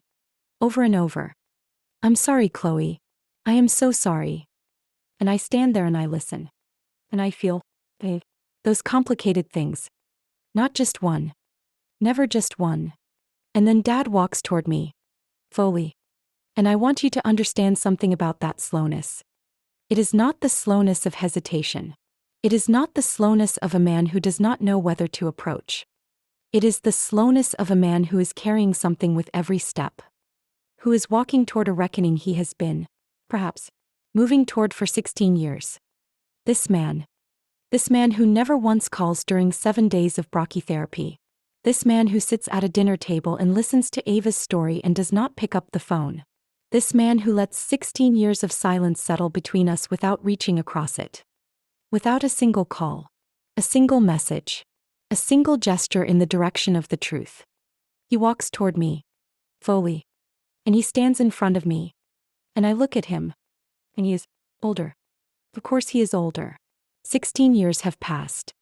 But it is more than that. He looks like a man who has been carrying something heavy for a long time. And has just arrived at the place where he can finally put it down. He stands in front of me. And he does something I never in my life expect to see. He drops to his knees. Right there. In my hospital corridor. On the floor. This man, my father, on his knees, in the middle of my corridor. His hands clasped together. And the staff around us. The staff who work for me, who move through these corridors every day, who know my name and my voice and the particular way I run this place. Go quiet. Everything goes quiet. And he looks up at me. From the floor. From his knees. And he says, I failed you, Chloe. I failed you when you needed me most. When you were in that hospital bed. When you were 23 years old and you were fighting for your life. I was at home. Believing a lie. I was at home. And I will spend the rest of my life knowing that. I will spend the rest of my life knowing that I was the one who should have called. Who should have asked? Who should have said? Wait. Let me hear it from Chloe. I didn't say that. I didn't call. And there is no version of what I tell myself that makes that okay. There is no explanation that reaches across what I allowed to happen. Please. Please forgive me, Chloe. Please. I stand there. My father is on his knees in front of me. In my hospital. In my corridor. And I stand there. And I do not cry. I want to be very clear about what that means. It does not mean I feel nothing. Everything. I feel the 16 years pressing against the inside of my chest. I feel the 7 days in that hospital bed. I feel the dark phone screen. I feel the bathroom floor at 2 a.m. I feel every kitchen table with one lamp on, every examination sat alone, every result received in an empty room. I feel all of it. All at once. Standing in this corridor. Looking at this man on his knees in front of me. And I do not cry. Not because I have no feelings, but because I have already done my crying. 16 years of it. Alone. In bathrooms. In university corridors. In hospital rooms that stayed quiet when they should have rung. In kitchens at midnight where the only voice was my own. I have done the crying. And what is left, on the other side of all of it, is something steadier than tears. Something that stands still in a corridor while a man kneels on the floor and asks to be forgiven. And decides, very quietly, very deliberately, without rushing, what to do next. Before any forgiveness can be spoken, there is something that has to happen first. I want to explain why I understand that so clearly. Because forgiveness, real forgiveness, the kind that actually means something, the kind that does not simply paper over a wound and call it healed, cannot happen in a vacuum. It cannot happen while the lie that caused the wound is still sitting in the room, still unaddressed, still unnamed. For 16 years, Mom and Dad have been living with a version of me that Ava constructed. The version that failed at Harvard, that faked a cancer diagnosis to avoid admitting failure, that was proud and deceptive and unable to handle the truth of her own limitations. That version of me has been sitting at every table between us for 16 years. And until that version is dismantled, not by me telling them it was wrong, but by the person who built it telling them it was a lie, there is nothing real to forgive. Because forgiveness that happens while the lie is still standing is not forgiveness. It is surrender. And I have done enough surrendering to last several lifetimes. So before any forgiveness can be spoken, there is something that has to happen first. I walk into Ava's room. She is awake. The particular weakness of a body that has just been through something enormous and is only beginning to understand the full extent of what it survived. But awake. And when she sees me, she turns her face away. I want to describe that moment carefully, because it tells me something. She does not look surprised to see me. She does not look confused about what I am doing in this room. She turns her face away. The gesture of someone who knows. Who has always known. Who has been carrying the knowing for 16 years the way I have been carrying the wound of it. Except that she has been carrying it voluntarily. He chose to know. She chose to carry the knowledge of what she did. And she chose every single year not to say anything. Not to call. Not to correct it. Not to pick up the phone and dial my number and say, I need to tell you something. I lied. She chose silence. And now she is sitting in a hospital bed in my hospital. Alive because of my hands, and she is turning her face away. Because shame has arrived. Finally, after 16 years, it has arrived. I do not feel satisfaction at that. Feel the complicated tiredness of someone who has been waiting for something for a very long time and is now watching it happen and discovering that its arrival does not feel the way they imagined it would. I pull a chair to her bedside. I sit down. I do not raise my voice. I don't need to. The quieter I am in this room, the heavier every word will land. Ava, you're going to tell them the truth. Today. While I am standing in this room. Not tomorrow. Not in a letter you write later. Not in a private conversation with Mom and Dad after I have left. Today. No. I am here. You are going to tell them exactly what you told them 16 years ago. Every word, every detail, every specific sentence you sat down at that dinner table and constructed. And you are going to tell them that you lied. All of it. Today. She is quiet for a long moment. I let the quiet sit. I do not fill it. I do not repeat myself. I do not soften the edges of what I have said or offer her a way to do this partially. To confess to some of it and leave the rest in the shadow. I sit there. In the chair beside her bed. In my hospital. And I wait. And Mom and Dad are in the doorway behind me. I can feel them there without turning around. The weight of their presence. The particular silence of two people who are beginning to understand. Even before Ava speaks. that they are about to hear something that will change everything they have believed for 16 years. Ava's jaw works. Once. Twice. The way someone's jaw works when they are trying to find the beginning of something that does not have a comfortable beginning. And then she starts crying. And through the tears, through the weight of 16 years of knowing and not saying, he tells them. All of it. I was jealous.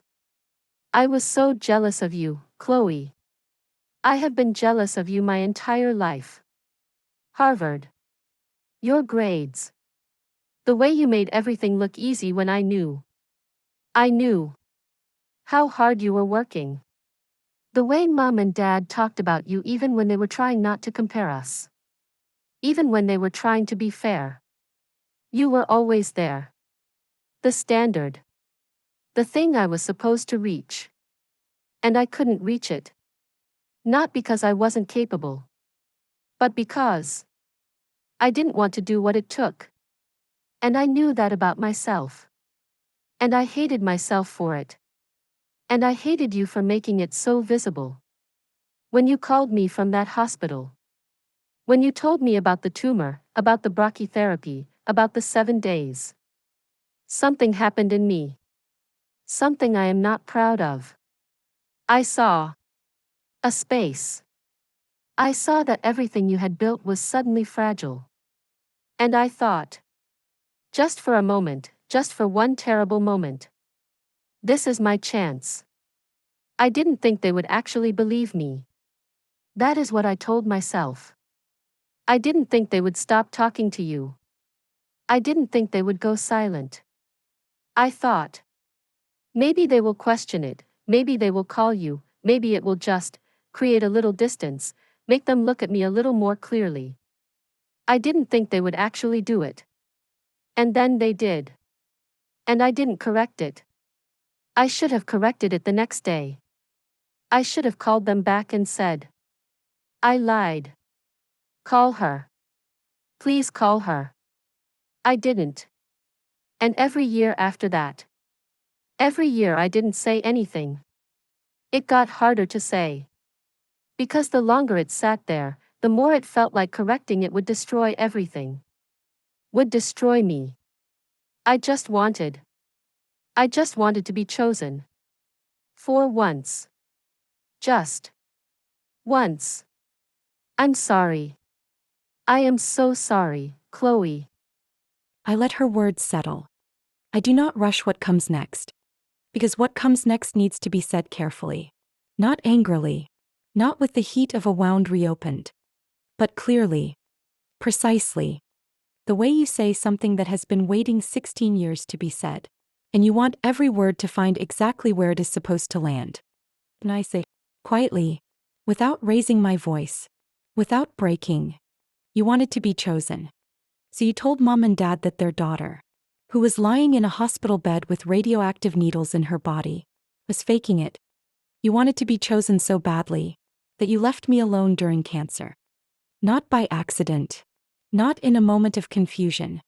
You sat at that dinner table and you made a decision. You constructed a story. You told it deliberately. And then when they believed you, when the silence started, you let it sit. For 16 years. You used the most terrifying moment of my life. The moment I called you because I was 23 and I was frightened and you were still my sister. As your opportunity. That is what you did. Say it clearly. So they hear it. So it exists in this room exactly as it happened. Say it. Ava cannot answer that. Not because she doesn't understand. But because there is no answer for it. There is no version of that sentence that can be responded to with anything that makes it okay. There is nothing she can say that reaches across what she chose to do. And she knows it. She has always known it. She sits in that bed. In my hospital, alive because of my hands, wearing the weight of 16 years of knowing and not saying. And she has no answer. And the room holds that. All of us hold it. Mom in the doorway. Dad beside her. Me in the chair. Ava in the bed. All of us. Sitting in the full, undefended truth of what happened. For the first time in 16 years. All of us in the same room with the actual truth. Not Ava's version. Not the story she told at that dinner table. The truth. And it is Heavier than I expected. Not lighter. I thought, perhaps, that hearing it said out loud in front of all of them would feel like putting something down. Like relief. But it feels like weight.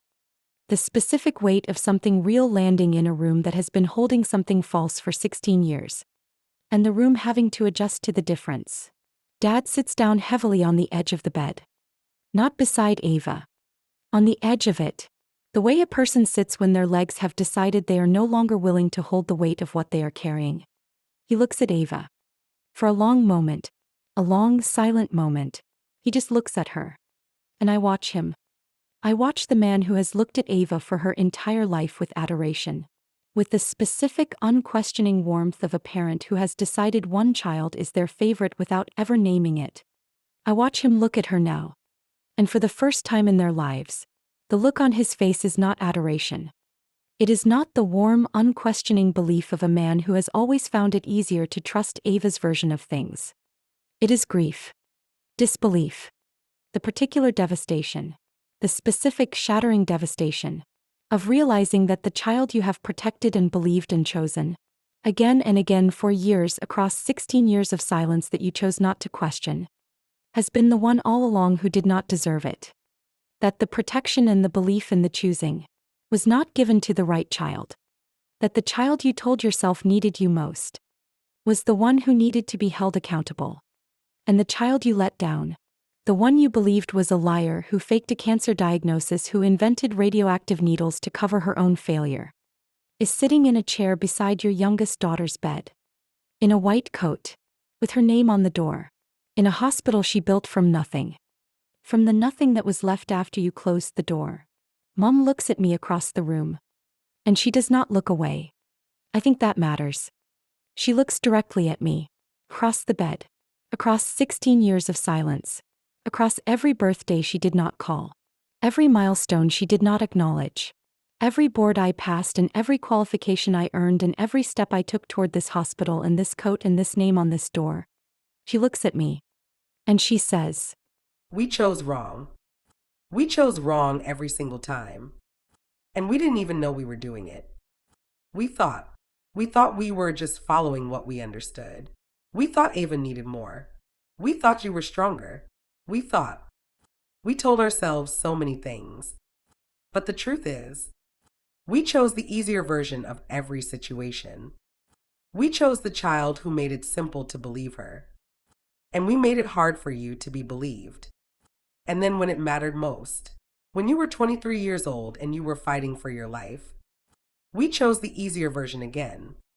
We failed you, Chloe. We failed you from the very beginning. And we are so sorry. We are so deeply, completely, irreversibly sorry." That is the acknowledgement I have waited 16 years to hear. I want to be honest with you about what it feels like to finally hear it. As in the stories, in the way these moments are supposed to go, feels like release, like something opening, like a door that has been locked for 16 years finally finding its key.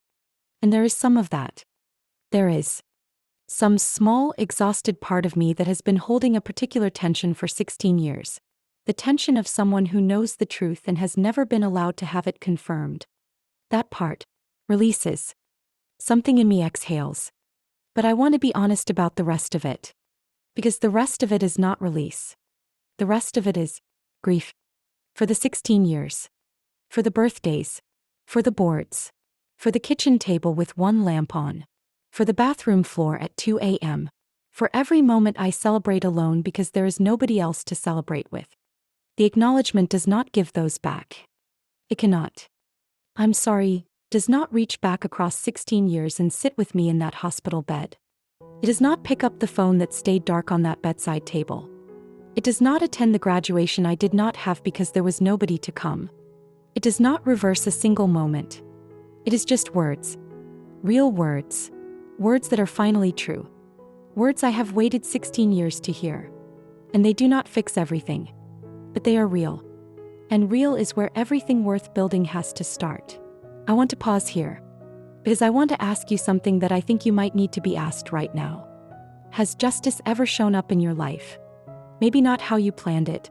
Maybe not in the form you spent years imagining.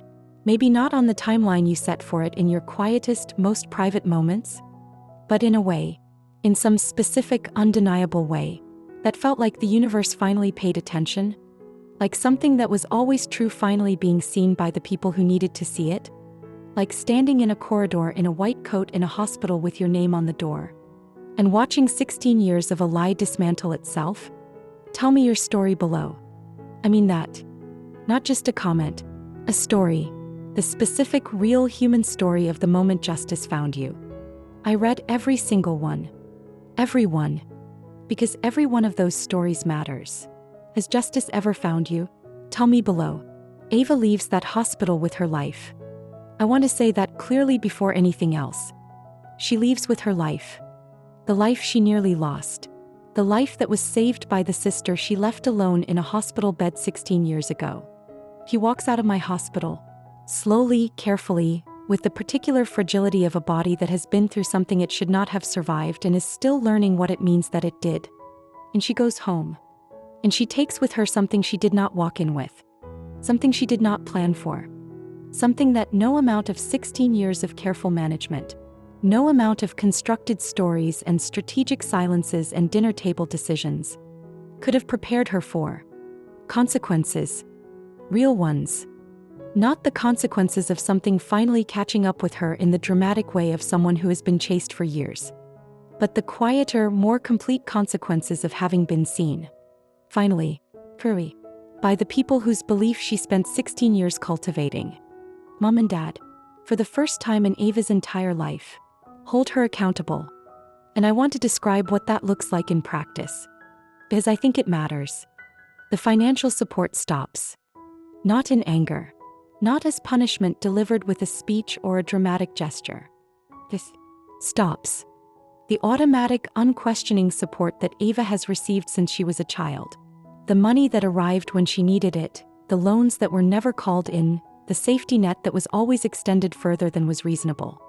Stops. The automatic belief stops. The phone calls that used to flow freely to Ava and almost never to me. Reverse. I want to tell you what that word means in practice. It means Mom calls me now. Not Ava first. Me. It means Dad sends a message and it has my name on it. Not Ava's. My. It means something has shifted in the architecture of our family. In the invisible hierarchy that dictated for 16 years, who was consulted first, whose opinion was sought, whose version of events was trusted without question. And the shift is real. It does not fix 16 years. It cannot. But it is real. And Ava who has built her entire identity on being the chosen one, Ava who has understood herself for her entire life, as the one who is seen first, heard first, believed first, has to face a family that finally sees her clearly. Not the version she constructed. Not the carefully managed image of the honest, concerned sister who only ever told the truth. The real version. The one that sat at a dinner table 16 years ago and chose ambition over blood. And for someone who has built everything, every relationship, every family dynamic, every sense of self, on being the chosen one, that is its own kind of reckoning. A quiet one, but complete. Ava reaches out to me months later. I want to tell you about that moment, about the message when it arrives, about sitting with it for a while before responding. It is not a long message. It is not a lengthy confession or a detailed accounting of everything she has thought and felt in the months since the hospital. It is short. The kind of message someone writes when they are not quite sure they deserve a response and are asking anyway. He wants a relationship. He wants to rebuild. She uses that word, rebuild. And I sit with it. I sit with the word rebuild and I think about what it implies. Because to rebuild something, you need a foundation. You need something beneath the structure that can carry the weight of what is built on top of it. And what is the foundation of a relationship between Ava and me? What is beneath it? I think about this carefully. The answer I come to is not comfortable. But it is honest. And I have spent 16 years choosing honesty over comfort. So I respond. I tell her the truth. I forgive you, Ava. I want to say that first. Because it is true. I forgive you. Not because what you did was forgivable in the simple sense. Not because 16 years has made it smaller or easier to carry.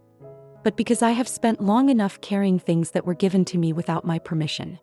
And carrying hatred, carrying the specific, exhausting weight of hatred for someone you once loved, hurts the person carrying it more than it hurts the person it is aimed at. I know that. I have known it for a long time.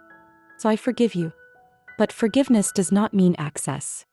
I need you to understand the difference between those two things. Forgiveness means I am not carrying what you did to me as an active wound anymore. Access means I am letting you back into the space close to me. Those are not the same thing. They have never been the same thing. You do not get to lie about me during my cancer treatment, to sit at a dinner table while I was lying in a hospital bed with radioactive needles in my body, and tell our parents that I invented it. You do not get to let 16 years of silence sit between us. 16 years of knowing what you did and choosing, every single year, not to correct it. And then walk back into my life like it was a small thing. It was not a small thing. It was the defining wound of my life. The most frightening moment I have ever faced. The moment I called you from that hospital because you were still my sister and fear reaches for what it loves. You took that moment. And you used it. That is not a small thing. I forgive you because carrying that hatred would hurt me more than it hurts you. I forgive you because I have chosen very deliberately not to let what you did occupy the space inside me that I have worked 15 years to build into something good. But I am not required to trust you again. Not yet. Maybe not ever. And that is not cruelty. That is honesty. You asked for the truth. That is the truth. Ava has to live with that. And she does. She does not respond with anger. She does not try to argue or justify or find a version of what happened that makes my response unreasonable. She just lives with it. And I think, in some quiet, complicated part of myself that I have not yet fully named, I think that is its own kind of growth. However small, however insufficient, however far from what I needed from her 16 years ago. She lives with it. And for now, that is enough. As for Mom and Dad, that conversation is different. Because Mom and Dad are a different kind of wound. Ava's betrayal was active. He chose it. He planned it. She executed it deliberately on the night I went into treatment. What Mom and Dad did is more complicated and in some ways more painful. Because they did not plan it. They did not sit down and decide to abandon their daughter during cancer. They just believed the wrong person, without checking, without calling, without the basic fundamental act of asking me directly whether what they were being told was true. And then they let the silence sit. Year after year after year, they let it sit. Not in cruelty, in avoidance, in the particular human tendency to not look directly at something that would require you to reckon with your own failure. That is a different kind of wound. And it requires a different kind of conversation. I sit them both down in my office. My hospital around me. My name on the walls. The degrees and qualifications and certificates framed on the walls behind me. Every proof of every year of building in the silence they chose. Surrounding us on all sides. Everything they thought I would never become. Present. Undeniable. Visible. And I tell them, I forgive you. I want to say that first. Because it is true. And because I think you have been sitting with the fear that I might not. I forgive you. But I need you to understand exactly what you are being forgiven for. Not so that I can punish you by making you say it. But because forgiveness that does not name the thing it is forgiving is not really forgiveness. It is just avoidance with a warmer name. And we have had enough avoidance. So I need you to understand. You do not simply make a mistake. You abandon your daughter during cancer. I am 23 years old. I am in a hospital bed with radioactive needles in my body. I am fighting for my life. And you do not call. You do not visit. You do not write. You do not reach out to Harvard to ask whether anything Ava told you was actually true. You do not ask me, the person who is lying in the bed, the person whose life is at stake, a single question. You choose to believe a lie because it is easier than asking me for the truth. That is what I am forgiving. Not a small thing. The biggest thing. The biggest thing a parent can do to a child is choose someone else's story over their own child's life. And you did that. And I am forgiving it. But I need you to hold the full weight of what that is. Not the softened version, not the accidental version, not the version where you were simply misled and could not have known. but the version where a phone existed and my number was in it and you chose not to call. That version. That is what I am forgiving. I know, Chloe. I know. There is nothing I can say that reaches back across what we allowed to happen. I have thought about it every day. Every single day since that hospital corridor. The version of myself that sat at that table. That listened to Ava and chose not to call you. I do not know how to make peace with that version. I am not sure I am supposed to. I am sorry, Chloe. In a way that I will spend the rest of my life trying to make real. However you will let me. However much space you give me. I am sorry in a way I don't have enough words for. I listened to him. I let his words land the way I let everything land now. Without rushing to respond, without filling the space before it has been fully felt. And then I tell them what I have decided. Not what they want to hear. Not the version where I throw the doors open and we begin again as if the 16 years did not happen. Not that. But not the version where I close the doors entirely either. As I have thought about this, I have sat with both options.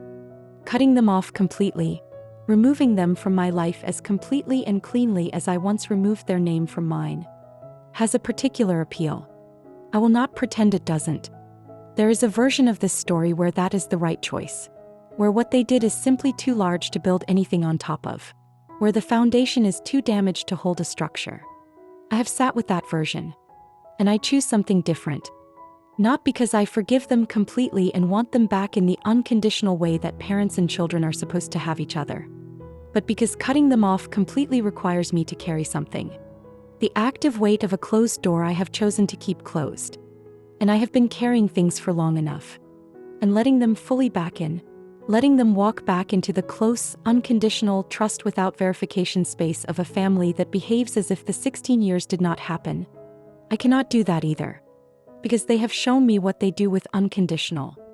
They showed me that unconditional trust in this family has historically flowed in one direction. And that direction was never mine. So I choose something harder than either of those things. I choose peace with distance. Not cold. Not cruel. Not the icy, punishing distance of someone who wants them to suffer. Just honest. A relationship with clear edges. Edges they can see. Edges I can maintain. Edges that protect the thing I have spent 15 years building. This life. This hospital. This quiet. This peace. From being undone by people who have not yet fully demonstrated that they are capable of not undoing it. Carefully held. With both hands. Never again unconditional. Because they showed me what they do with unconditional. And I am not 23 years old anymore. I am 38. And I know better than to give freely what has never been properly valued. Peace with distance. That is what I choose. And it is enough. For now, it is enough. The best revenge isn't success. I want to say that clearly. As I have spent a significant portion of the last 15 years believing that it is. Believing that every degree, every qualification, every examination I sat and every board I passed and every double shift and every late night at a kitchen table with one lamp on was revenge. Was the ongoing, daily, accumulating act of proving them wrong. And I will not pretend that thought was not there. That underneath the genuine love of the work, underneath the real fascination with medicine, the real commitment to the patients, the real satisfaction of building something, underneath all of that, there was also something else. Something that was partly a conversation with the silence they chose. Every exam I passed, partly a message. Every qualification I earned, partly an answer to the thing Ava said at that dinner table. I'm not going to pretend that wasn't there. As it was. And I genuinely think, that it helped. In the early years especially. When the anger was the thing that got me up in the morning and kept me at that kitchen table past the point where exhaustion would have otherwise won. The thought that she does not get this too, that thought, was fuel. And I used it. But somewhere along the 15 years, somewhere in the middle of all of it, in the specific, unremarkable way that things shift without announcing themselves, it changed. The fuel changed. And I realized, not in a dramatic moment, not with a speech or an epiphany, just quietly in the ordinary way that real things are understood. That I was not doing this for revenge anymore. That I was doing it because I loved it. Because I loved medicine. Because I loved the work. Because I loved walking into a hospital and knowing that the people there were safer because I was there. Because I loved the 23-year-old who got into Harvard and deserved to finish what she started. And I was finishing it. Not for them. For her. And that is when I understood. The best revenge isn't success. The best revenge is realizing you never needed their approval to become who you were always meant to be. That the becoming was always yours. That it was never dependent on their belief in you. That it was happening with or without their phone calls. With or without their acknowledgement. With or without their presence in any single moment of the 15 years. It was happening because it was always going to happen. Because the person who studied at 5 in the morning and sat examinations alone and said you did that, Chloe, to a quiet room, was always this person. Was always going to be the person with her name on the door. They could not have stopped it by not calling. They could only have been present for it. And they chose not to be. And that is their loss. Not mine. That is the thing. That is the whole thing. And the best healing, I've thought about this word, healing, a great deal. Because it gets used so readily, so easily. As if healing is something that happens on a schedule. As if there is a point at which you are finished with it. Done, complete, sealed up, the wound so thoroughly healed that you cannot find where it was. I do not think that is what healing is. Not the deep kind. Not the kind that comes from something like this. The deep kind. The healing that happens when your family chooses a lie over you. When you spend 7 days in a hospital bed waiting for a call that never comes. When you rebuild your life from nothing in a silence that was chosen for you. That kind of healing is not a destination. It is a practice. Something you choose every day. Something you choose on the mornings when the weight tries to come back. On the days when you drive past a hospital and something in your chest tightens at the particular quality of fluorescent light through a corridor window. On the ordinary Tuesdays when something small, a song, a smell, a particular angle of afternoon light, takes you back to a room that stayed quiet when it should have rung. On those days, you choose it again. You choose the life you have built over the wound that was given to you. You choose the hospital, the name on the door, the staff who trust you, the patients who need you. You choose the people who showed up. And that is the best healing. Not the absence of the wound, but the presence of something worth choosing instead. It is discovering, slowly across the years, that family is not the people who share your blood. I know that sounds like something people say. I know it has the quality of a phrase that gets embroidered on cushions and printed on cards and shared in captions by people who are not sure they believe it yet but want to. But I am telling you from the other side of it. From 38 years old. From a hospital I built. From a life that is full in ways I did not expect and did not plan and could not have imagined from a bathroom floor at 2 a.m. Family is not the people who share your blood. It is the people who sit with you in the hospital. The close friend who comes without being asked. Who does not ask too many questions. Who comes and sits and stays. It is the man who looks at you on an afternoon when you have not brushed your hair and your eyes have not come back to themselves yet. And says, "You are still beautiful. You are still worthy."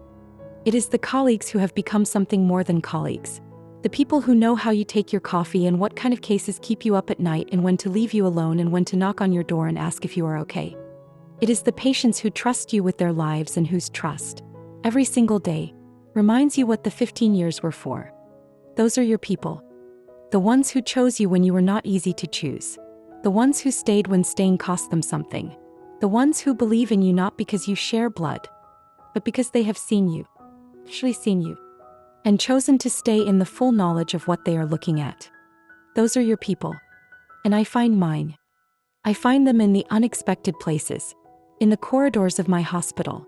In the kitchens of people who invited me to Sunday dinners when I did not have anywhere to go. In the waiting rooms of therapy appointments I was too proud to start and too grateful to stop. In the quiet, ordinary, unremarkable moments of a life that has been built, piece by piece, year by year in the silence, into something I am genuinely glad to be living.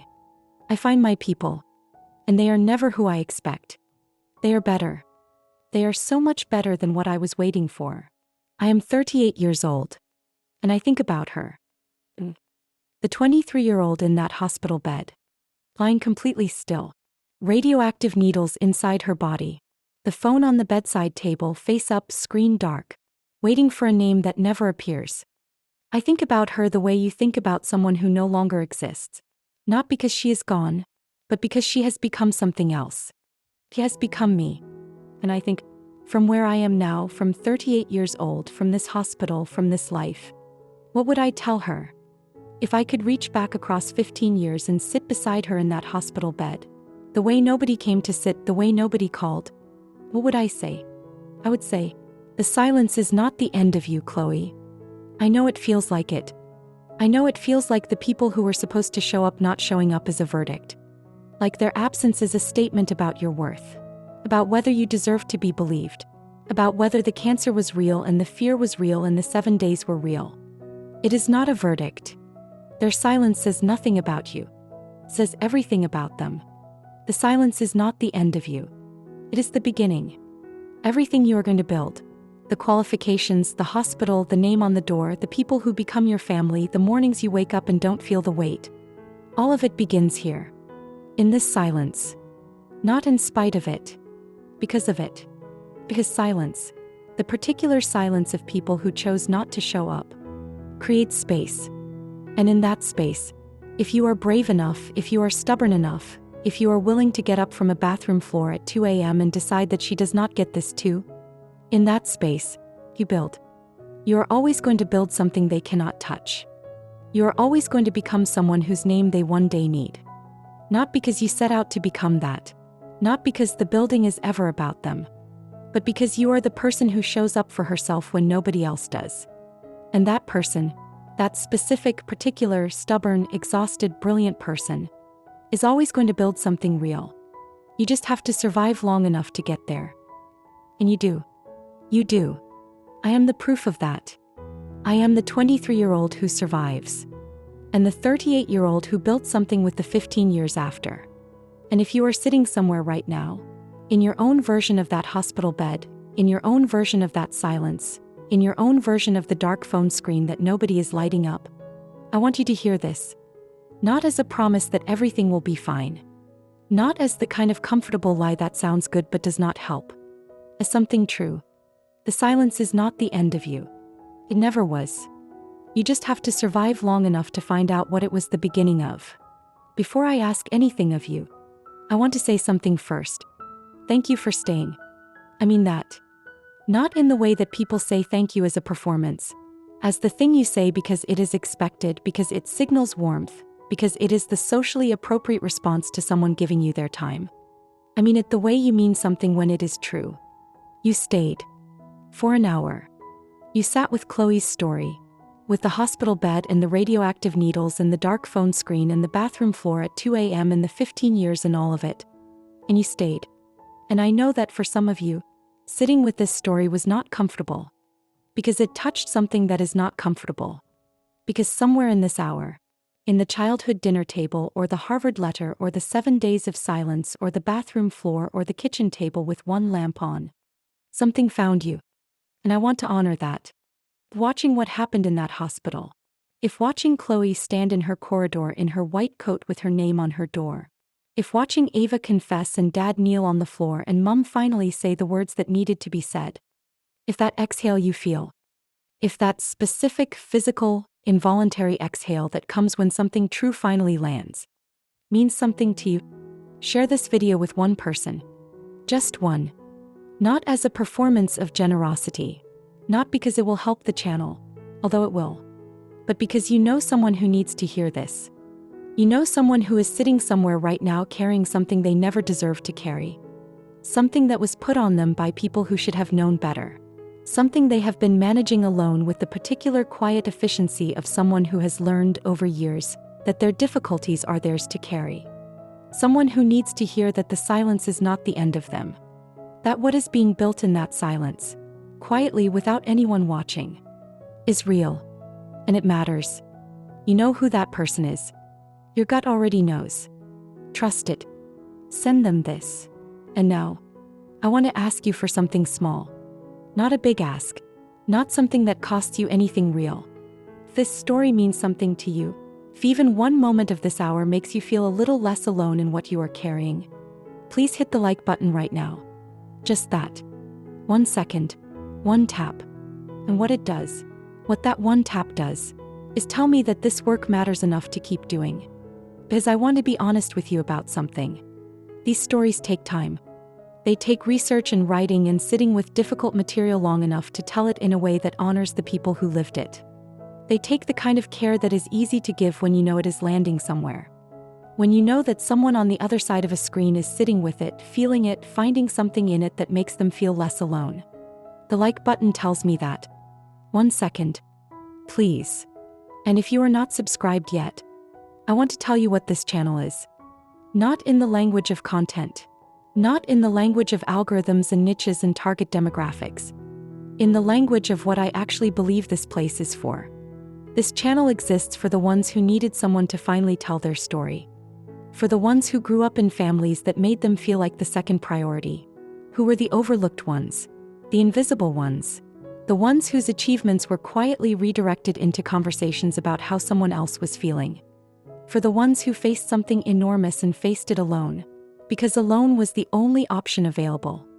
For the ones who built something, quietly in the silence without anyone watching. And are still building. This channel is for you. And if that is you, if even one part of Chloe's story found its way into something real inside you tonight, subscribe. Stay. New stories every single week. Stories about people who are written off, who are dismissed, who are told in 1,000 small ways and a handful of enormous ones that they are not the chosen one, and who rise anyway. Every week. Stay for those. And finally, I want to ask you one more thing. Drop your comment below. Not just any comment. Tell me, what part of Chloe's story lands the hardest for you? What moment? What specific moment in this hour found you? Was it the Harvard letter and Mum's first question? Was it the 7 days in the dark phone screen? Was it the bathroom floor at 2 a.m.? Was it the corridor? Chloe standing in her white coat while Dad knelt on the floor? Was it forgiveness doesn't mean access? Was it something smaller?